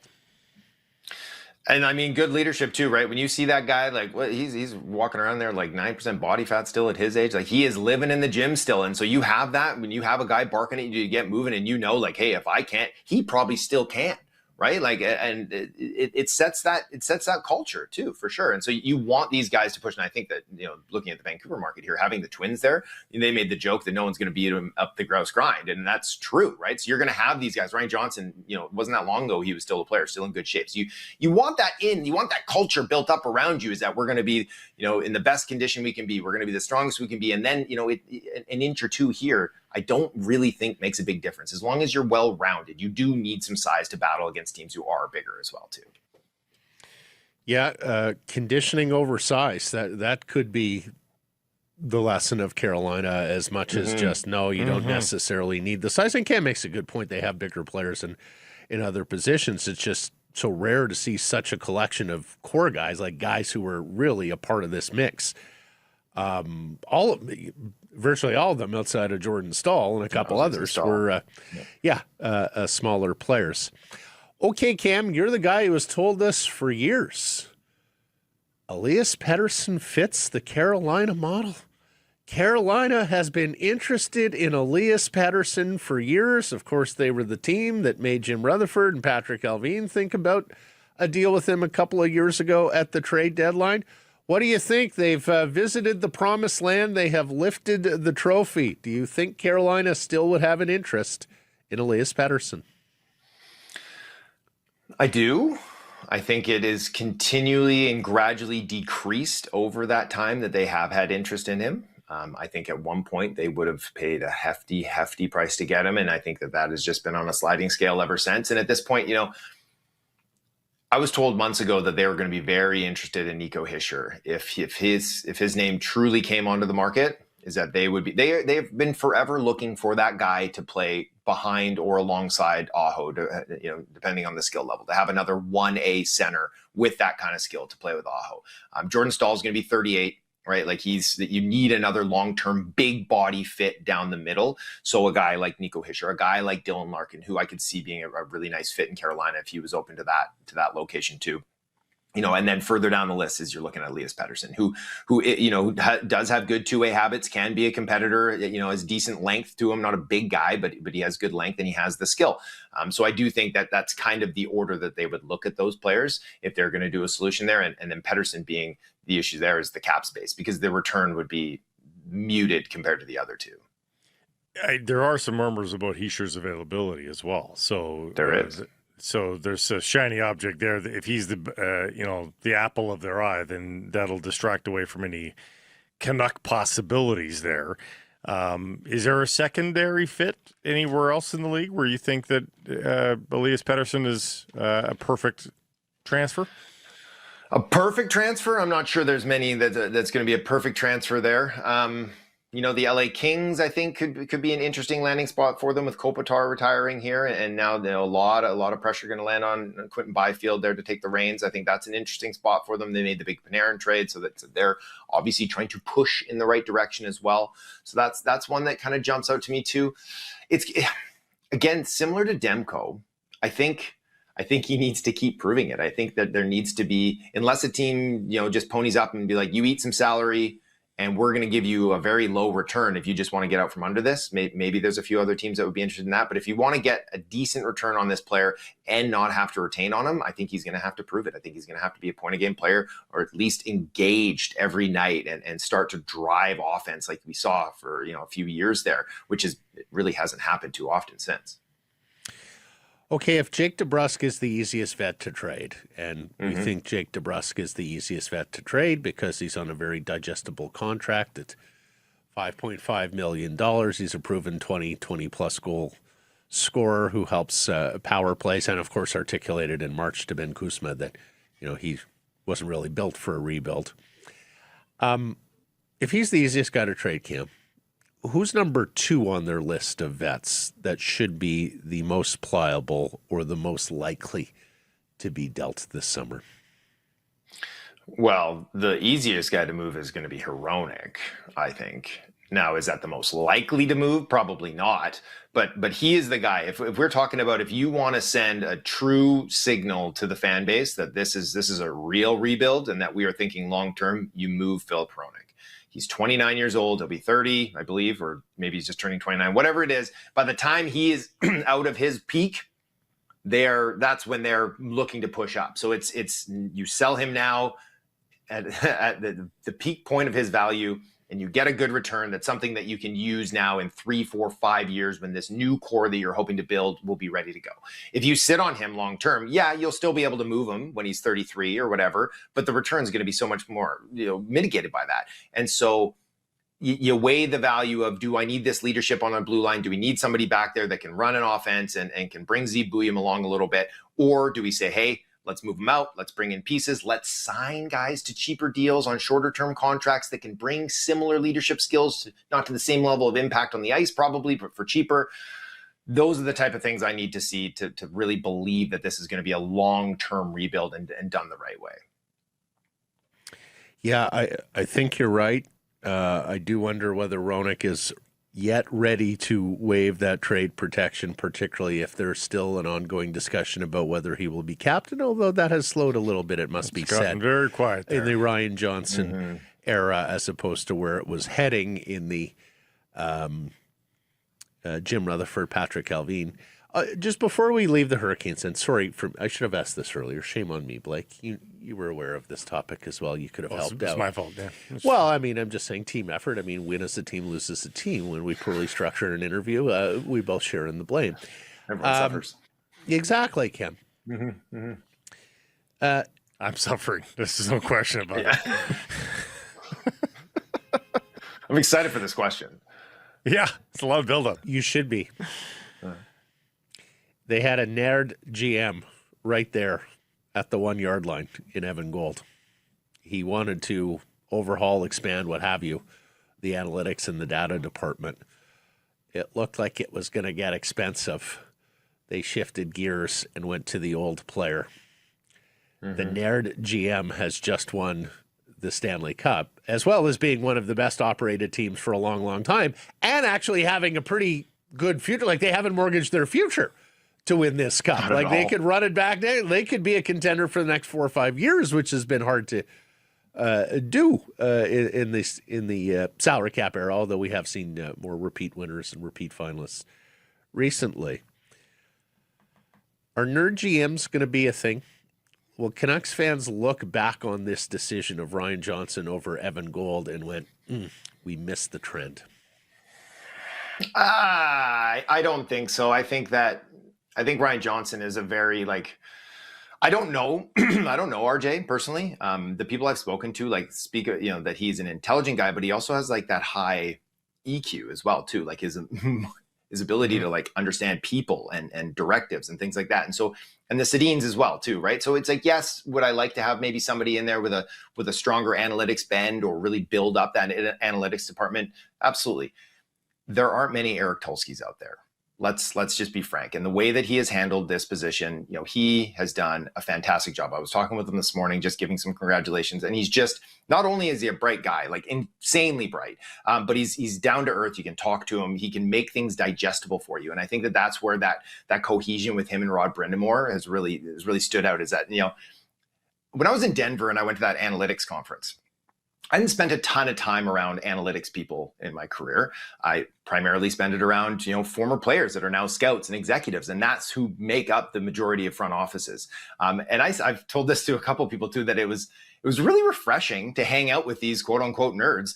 They were happy to talk shop, like thrilled to talk. And the difference there is that a lot of the front offices are built up of former players, and former players have been told their entire lives that they're the best at something, right? They are the best at hockey, and that has propped them up. And there are great guys that are former players that are really down to earth, and you can be friends with them. And there are some guys that still have a little bit of that attitude built into them too, that they're just maybe a little bit above you on the stature here on the ladder. And you don't get that from some of these more analytical people, I don't think. I don't feel necessarily from my experience too. So do I think Vancouver's going to regret that? No, because I think that they ended up making a really strong choice with Ryan Johnson and having the twins at the top there. I think that's going to go well for them. And like I said, there aren't too many Eric Tulskis around. But the more Eric Tulski-like people you can promote and put into powerful positions and listen to what they say, even if they aren't the ones calling the shots, to give their voice weight, is only going to help your organization.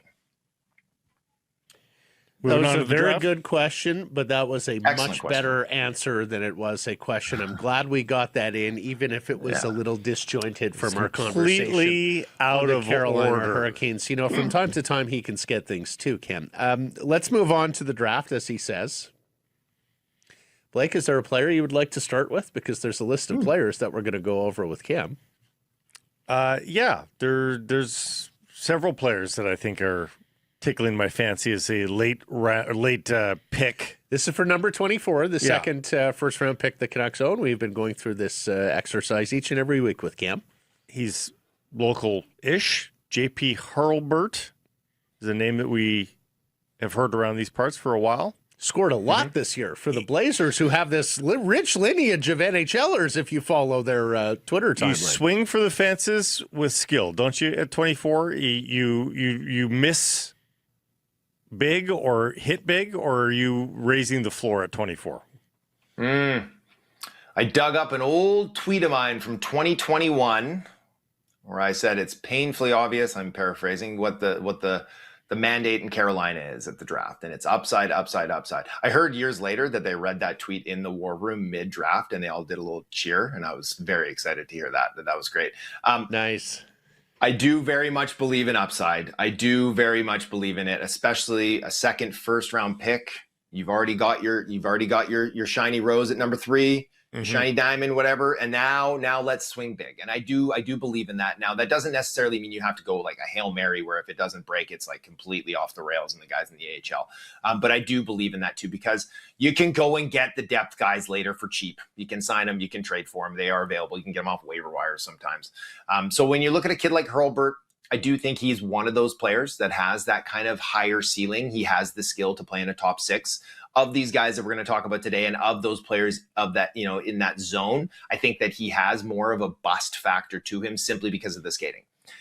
He's I'd say a below average skater. So he has a great shot. He has great passing ability, great playmaking. Like his handles are good. I also think he needs to add strength. He needs to add quickness, but he needs to rework how he generates his offense. It's very junior-esque. He loves to fly the zone and look for that deep stretch pass and then just burn in if you can. And that's just not going to happen in the NHL. So I do think going to Michigan next year, playing on that team, he's going to play down the lineup for NAR. And they're going to be, a national championship level team. So he's going to get good coaching. He's going to get opportunities there over a couple of years that he'll have to rework that. But I do think at this spot, the production's there. He's been a highly talented kid going way back, at the program and even before that too. So he definitely has skill. But I do think that there's a heavy bust factor attached to him too. There's not many 100-point CHL players that are sort of not the apple of people's eye. A 97-point season. It's kind of crazy to see. There's a few this year. Yeah, there is actually. And the interesting part, this is a young man who probably owes his hockey career to the Dallas Stars, building all those arenas in the Metroplex area. Stefan Nesson, I can remember all those years ago. I think he was one of the first ones drafted out of that sort of Dallas Stars youth hockey. Potter, I believe. Yeah, there's been a few of them over the years. Dr. Pepper arenas? Exactly. Yes. Who, Kate O'Rourke's coming up next. And full credit, Jim Lights, the longtime Dallas Stars executive and the ownership there. And, of course, now that's Tom Ghilardi, who also owns the Kamloops Blazers, have really invested in minor hockey in the Dallas-Fort Worth area. Okay, let's go really big here. Literally, Cam. I'm seeing this young man's name more and more rising up draft boards and mock drafts. Maxim Sokolovsky, and he is gigantic. Talk to me.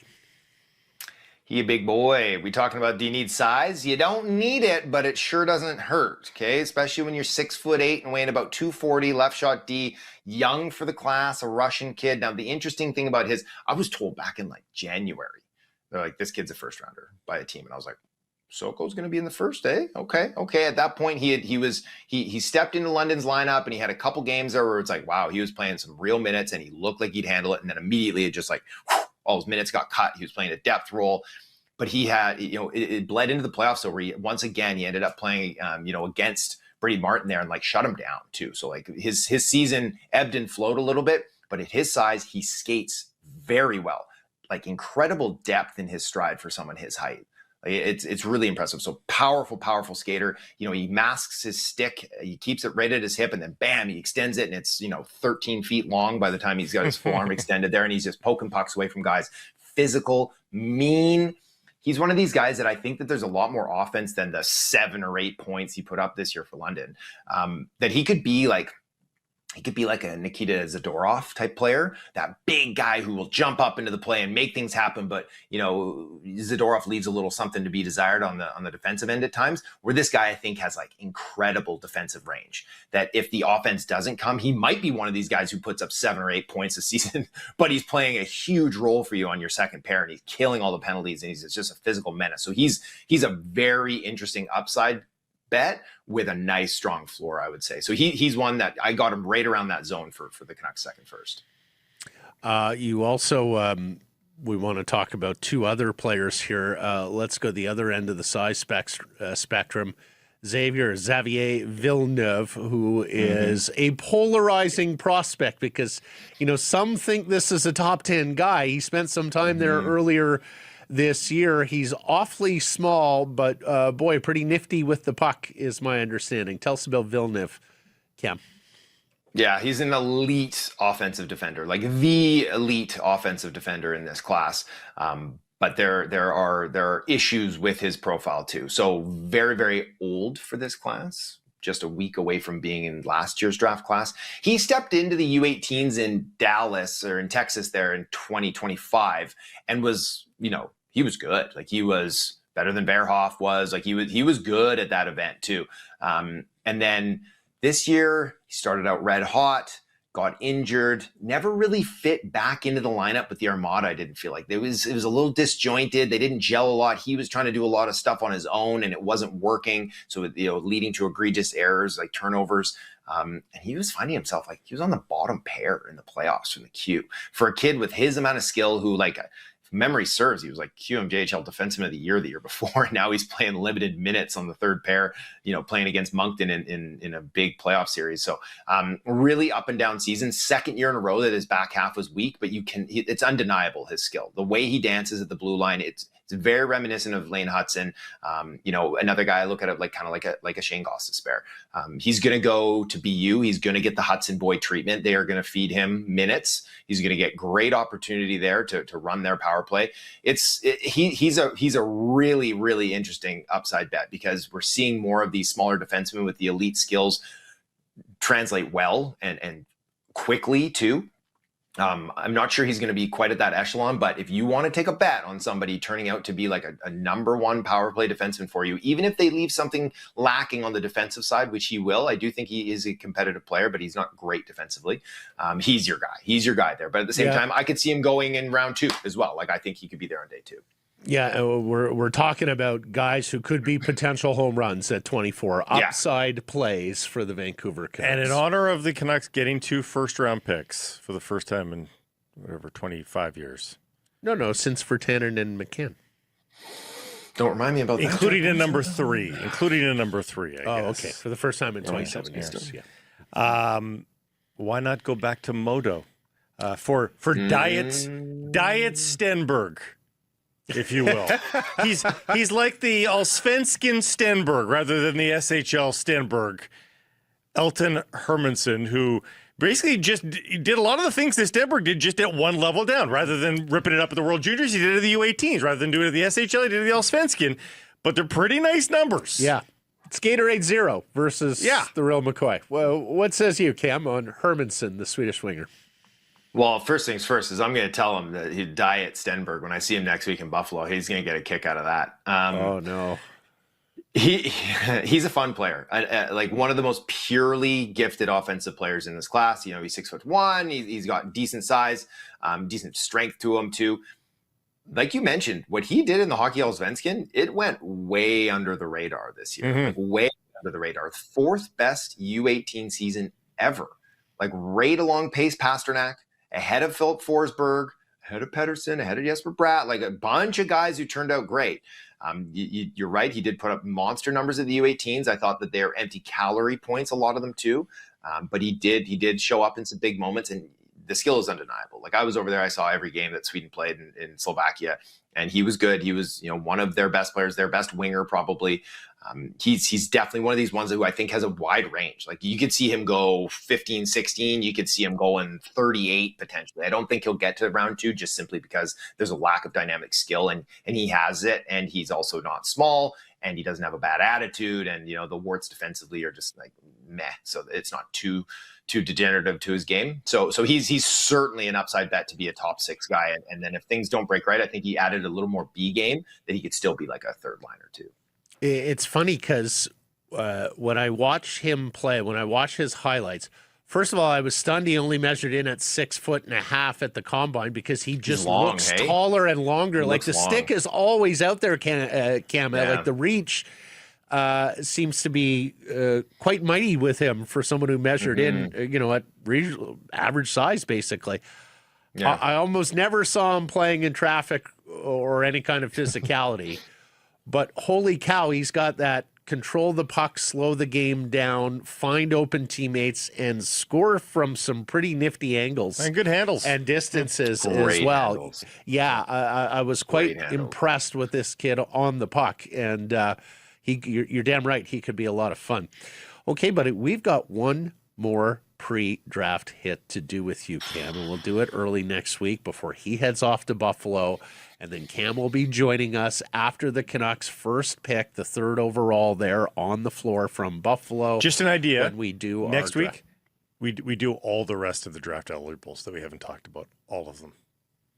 We just run rapid down the fire. whole Yeah. list. 200. Yeah, we just do them all. Okay, Mike, can you give me the list of everybody we have done with Cam? Let's winnow this puppy down a little Two bit. adjectives per prospect. Basically, word association. Strong, fast. Word association Yeah. with Cam I like Robinson. That. I like that. Actually, How that about we sounds just fun. use this right here? Oh, Yeah, there you go. That's more helpful. It's the Elite More Prospects digestible. NHL Draft Guide. It's available electronically. It's available on the website. They put a lot of work into this, including Cam. Especially puts a lot of work into this. Good luck with that. Look forward to next week already, buddy. Should be fun. Some price from the historic Wall Center and the Nation Network studio built by Arbor Lee. The real win happens after the final buzzer. Stay downtown, stay comfortable, stay close to everything here at Sheraton Vancouver Wall Center. Your game day home base starts at wallcenter.com. Well, not something I thought we'd be able to say, but what an extraordinary day of World Cup action without the benefit of a win. 4 games yesterday, they all ended in ties. And yet, if you spent part of your day watching the World Cup, you were thoroughly entertained. We mentioned how the 0-0 draw is just anti-everything to North American sport. Well, unless it's a minnow like Cabo Verde Cabo Verde. Cape Verde, yes. and mighty Spain, the first 0-0 draw of the tournament. Spain, the favorite to win the World Cup, cannot beat one of the smallest. Let's face it, Cape Verde is not in this tournament if it's 32 teams. It was an unbelievable display. Cape Verde, for much of the match, showed no interest in even connecting a pass to move forward on the pitch. Instead, panicked clearances when there was wide open teammates in which to begin a build. Nope, just get it down, lather, rinse, repeat. Now, a couple of times they did get down the pitch, and I think they ended up with 3 or 4 shots taken. Their only one on goal came in the late 80 minutes, 88th minute probably, off a corner. It was a clear header. Matt heard me scream as it happened because I thought it might go in. It was wonderful. Anyway, we were sitting there daring to dream. Yeah. What happens if Spain loses this match? I mean, inconceivable. Now, for all these draws, what it does is it just moves everybody a little closer to the edge of the cliff, right? Like it creates some chaos because generally on any given day you're playing within a group, everybody takes one step closer. And it makes the next couple of matches even more intriguing. So yeah, and so you had that across the board yesterday. Yeah. Belgium and Egypt play a 1-1 draw in Seattle. I mean, Egypt has 2 world-class players, one at Liverpool, one at Man City. Belgium, it is no longer the so-called golden generation for the Red Devils. That was 4 years ago when they were in the same group with Canada, got thoroughly outplayed by the Canadians, but did manage to win in the opener. If I'm not mistaken, they went into that tournament ranked number 1 by FIFA as well, the Belgians. Kevin De Bruyne had a magnificent chance in this game and wasn't able to convert, but thoroughly good entertainment down the I-5. Then unbelievable entertainment in Miami with Uruguay and Saudi Arabia. And the Saudis I was to play. not aware of Saudi's game. No. My goodness. The first half, the Saudis were incredible. Yeah. Sustained pressure. It winds up producing an electric goal. They are thoroughly outpopulated in the stands. There's a big Uruguayan community in Miami. And, of course, Uruguay, one of 8 nations who have ever won the World Cup. They've got a couple. And many, many years ago. Yes. But, of course, they have produced over the years some magnificent global football players. Suarez when he's not biting people, and currently Valverde. Uruguay puts something in the order of 20 attempts on goal in the second half on the comeback trail. They not only get the equalizer, but they miss the winner in stoppage time by a few fingers, quite a save from the Saudi keeper, but just a sensational match down in the South Florida heat. And then the nightcap, and look, neither New Zealand, with apologies to our friend Ambassador Paul, nor Iran is going to lift this trophy, nor get close. But this match was full of rapid-fire action on both ends of the pitch. I mean, at halftime, Stephen Caldwell and the TSN panel were like, look, there is some truly dreadful defending that's going on out there, particularly by the Iranians versus Wood, the terrific New Zealand striker. But it made for a thoroughly entertaining match. I mean, there were chances galore, and it winds up being a 2-2 draw in Los Angeles before tons of Iranians. There's a huge Persian community in LA, and it was out in full force cheering on their boys. And let's face it, with all that's going on in this world, although I guess there is now a ceasefire to the war. Yeah, something like that. 2 leads for New Zealand. And I saw New Zealand in Toronto last June at that Canadian Shield set of friendlies. And watching them there, man, I did not think, I remember having the thought, boy, this team is going to get trounced. Now, Wood didn't play much in that little tournament. But Elijah just did, and he got both the goals yesterday for New Zealand, and just looked good in that term. But I mean, they did not look World Cup ready back then a year ago. They looked much better, and again, for a lot of teams at the bottom of the brackets here, they're just looking for a result. Like, that's their World Cup, like getting a result, getting goals, getting a result, sort of similar to Canada 4 years ago. So I'm not going to say New Zealand feels like they've won their World Cup, but they took a big step. Getting that point, scoring a couple of goals, that's big for the All Whites. Yeah, and should mention Chris Wood, their star striker. He was hurt some this year, but he was 20 goals in 36 Premier League games last year with Nottingham Forest. So, I mean, every time he touched the ball, seemingly, there was an opportunity. So it was spectacular entertainment. And with all due respect to Spain, who can win it all, as well as Brazil, Germany, the Netherlands, and Belgium, who might be able to win it all, the big boys get going over the next 2 days here. You got France and Argentina today. I was reading up on the French team, and at certain positions, Blake, like they have to choose between starters from some of the best teams in the world. Like they may have guys who start for like Real Madrid or Bayern Munich sit in the bench. Well, because they just don't have... The hockey comparison's an easy one. Like, again, Canada B would probably medal at a lot of all best on best ice hockey terms. France B would be really, really good at the World Cup. And, of course, Argentina and Lionel Messi. And then tomorrow you have England and Portugal playing. There was a lot of helium behind Portugal, especially the handicappers who were looking at the market and seeing what the odds were for Portugal, who I believe were the 6th choice. But the collection of players that the Portuguese have, of course, still led by Cristiano Ronaldo, the legend. Of course, England. Led on the pitch, led out to the pitch. On the pitch, he may not start. We'll see.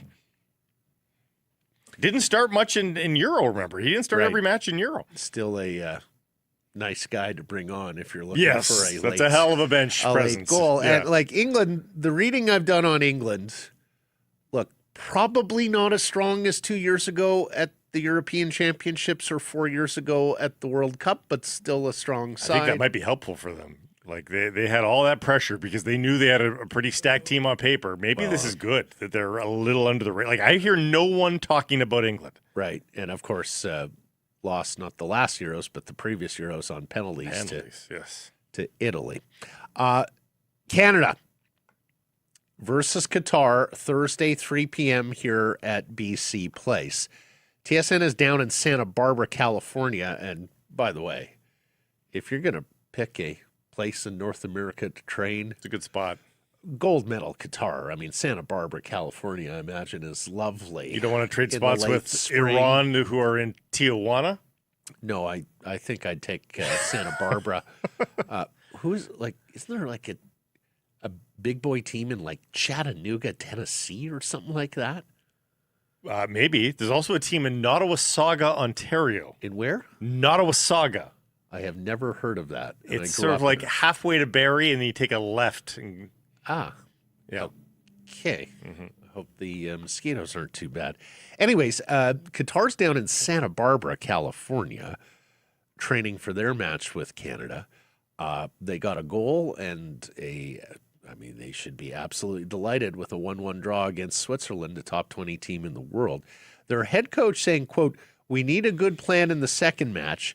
Canada is a better team than us, and they play at home because they are hosts. We have to be ready to start, ready for another big challenge." Yeah, I would think so. So playing the underdog card here, and rightfully so.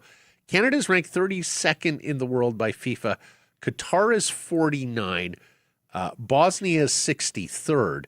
But that's the FIFA World Rankings that many take umbrage with. Don't believe they are most statistically accurate. There's a world ranking system called ELO, where Canada remains 32nd. There's no change in their rank. But the Qataris go from 49th to 90th in the ELO rankings. Bosnia goes from 63 to 59. The Swiss are 19 on both accounts. So, as we've talked about, and I know some may have looked at it and said, wait a second, they're talking about Qatar should be the win, but they're actually ranked ahead of Bosnia.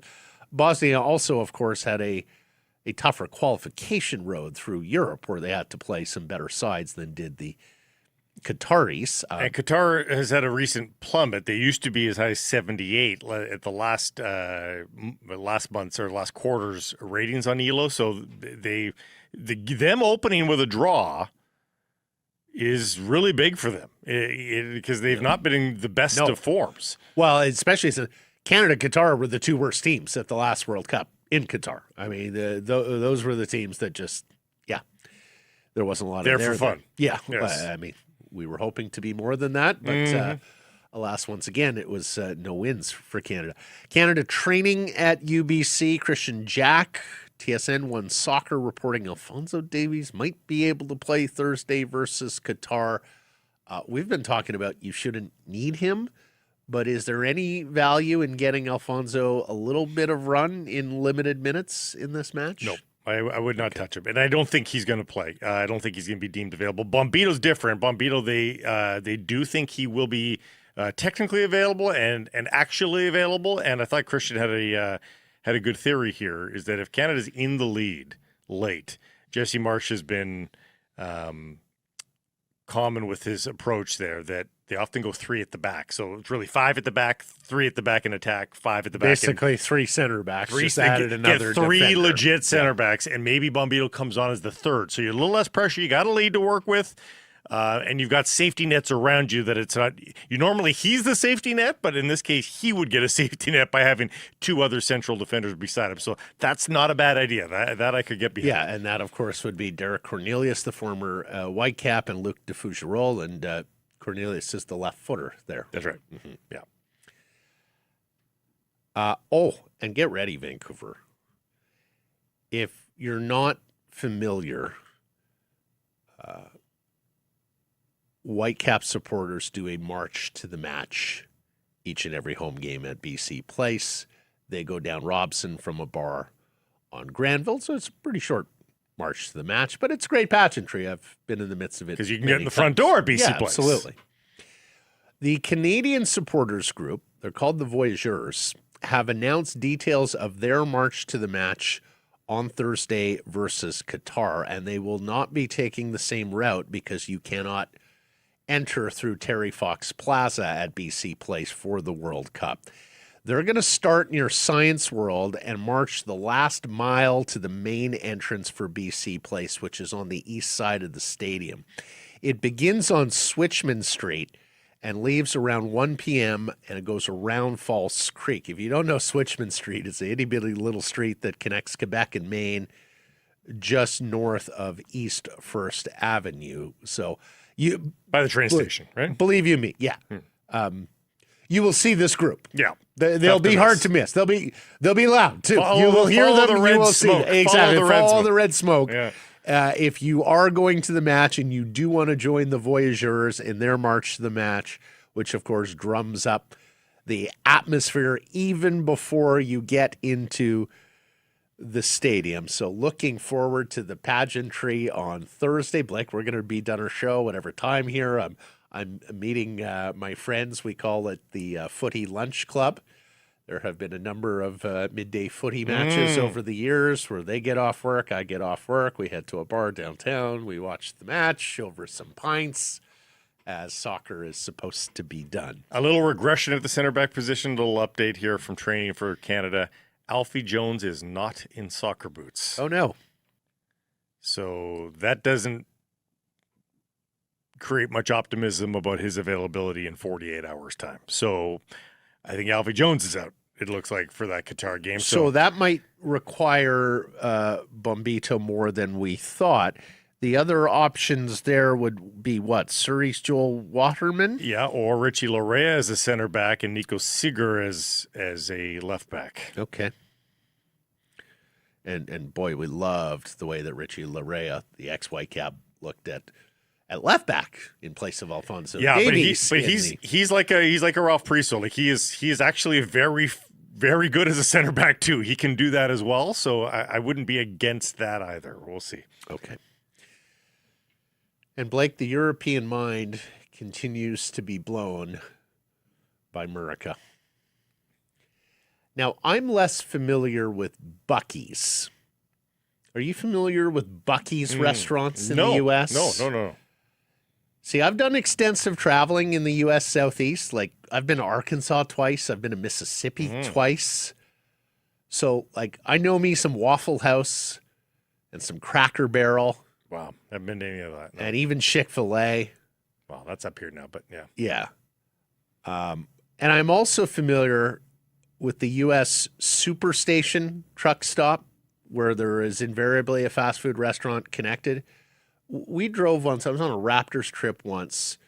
We drove from San Antonio to Houston.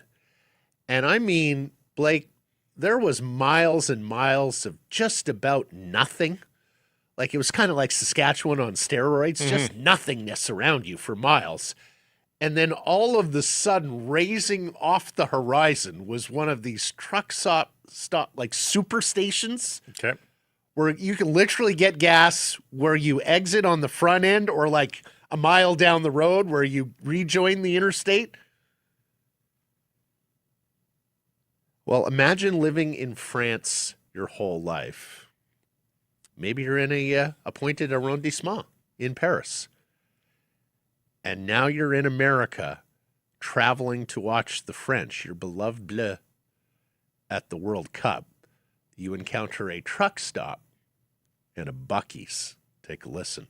I saw the end of the world in the US, and it's called Buc-ee's. They say it's a gas station, but that's a lie. A gas station has a sad sandwich and a coffee machine that never works. This place has 120 pumps. 120. Why? Are you refueling the US Air Force? Are you preparing for an alien invasion? That's terrifying. And the mascot is a beaver in a baseball cap. I saw grown men taking photos with a statue of a rodent. In France, we have revolutions. In the US, you bow down to a squirrel on steroids. And inside, the aggression. A man with a knife screaming, "A fresh brisket on the board." Sir, calm down. I just want sparkling water. Don't kill me. But I have a problem. I wanted to hate it. I wanted to be the superior Frenchman snob. But then I ate the beaver nuggets. I don't know what is in them. I think it's sugar, butter, and pure methamphetamine. I ate one, then I had the whole bag in the parking lot like a wild animal. And the toilets, I have to admit it, but they are nicer than my apartment. You could eat the brisket off the floor in the bathroom. It's cleaner than the hospital. So I have failed. I came to judge and I stayed for the snacks. I don't have the hat, but in my heart, I am wearing the hat. God bless the beaver.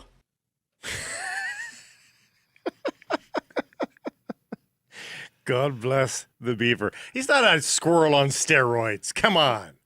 It's a regal state animal. Just happens to have a penchant for nibbling trees. What is in a beaver nugget? You can't call something a beaver nugget if it's not beaver. No, I think it's a chicken nugget, but the mascot is a beaver. Buc-ee's. You don't think they're called beaver nuggets at Buc-ee's? I mean, I haven't looked at the menu, but you feel free to E&O us if that's the case. I was going to say you can't call a protein one animal when it's another animal, but we do that with buffalo wings. Fair. Buffaloes don't have wings, but you no. know. Bison meat is quite good, actually. It's bison, too. It's not buffalo. If we're getting really technical. So what... Buc-ee's tap? No, that's in vain. Buc-ee's, I believe it's B-U-C apostrophe or hyphen C-E-E-S. I believe that's how it is. You're right. Yeah. Yeah. It's a cute little. Is a squirrel or is a beaver? What is the mascot? I think it's a squirrel. I think he's got it wrong. Okay. It's not a beaver. And they're beaver nuggets or chicken nuggets? I don't have a menu yet. Stand by. Okay. Vancouver Canadiens start a 6-game set in Spokane. They are gone for a 2-week roadie as they clear out for the World Cup. Nolan Perry takes the mound tonight. We had him on the show last week. Also saw he did Toronto radio. Jays fans getting excited about this young pitching prospect. Infielder Tucker Toman is the Northwest League Player of the Week for the second time this year. He had a monster week at the plate. 3 home runs. Talked about how the ball was jumping out of Nat Bailey Stadium last week in the heat. A couple doubles, 10 hits on the week. Congrats to Tucker Toman. He was a second-round pick once upon a time. He's still got a future here.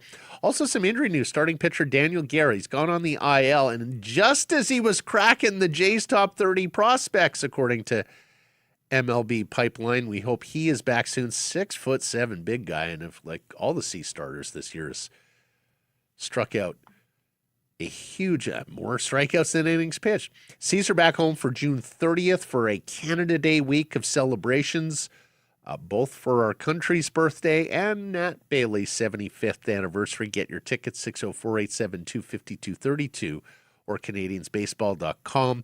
Jays start a series in Boston tonight. Dylan Cease on the mound. Seattle's back home after that 10-game roadie.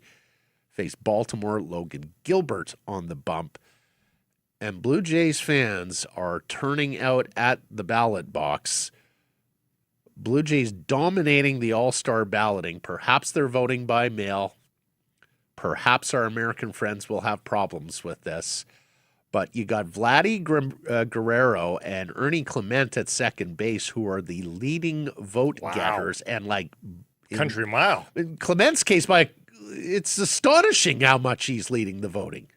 That's 904,000 votes for Clement to 287 for the next guy? At least he's actually having a decent year. Vladdy's having a shit year, and yet he's leading the votes by 100,000. And Alejandro Kirk's played in 8 games. And he's second amongst catchers. Okamoto is second amongst third basemen.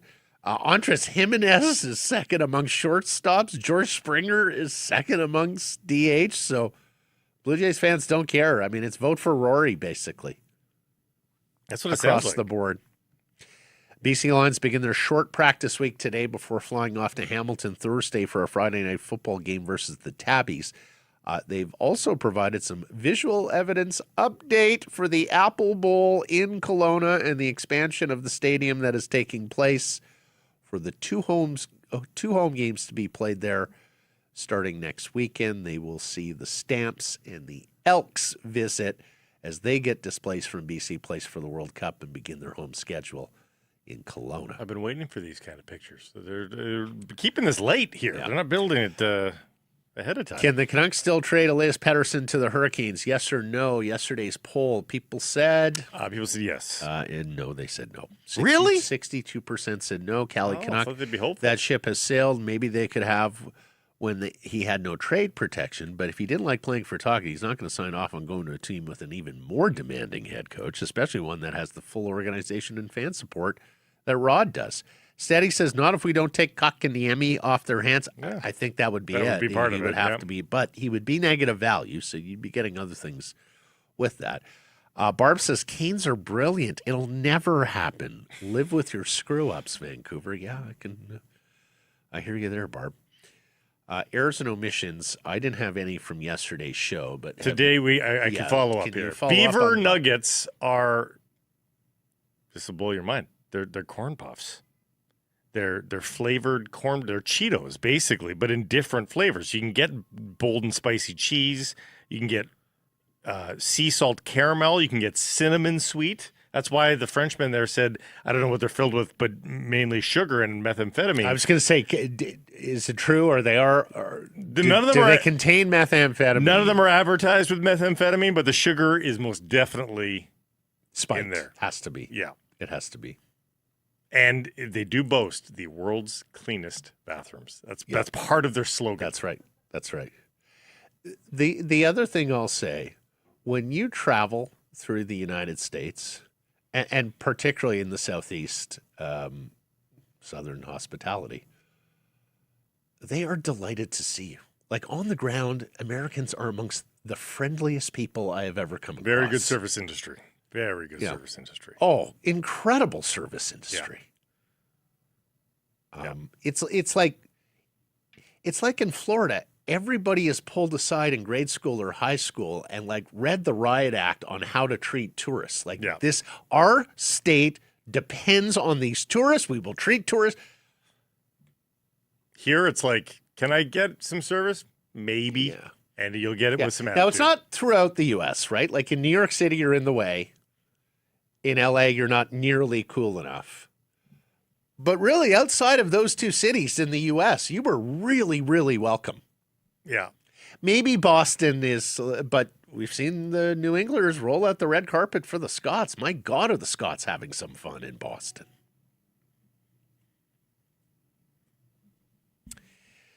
Thanks for joining us, everybody. Appreciate you spending some time connecting with the program. Please do subscribe to our assorted channels, YouTube, and wherever you get your podcasts. Follow on social, X, Insta, Facebook, TikTok, YouTube, Blue Sky, live on many of those platforms, noon Pacific time weekdays. And, of course, please support the community sponsors you hear us talking about. Keep it local.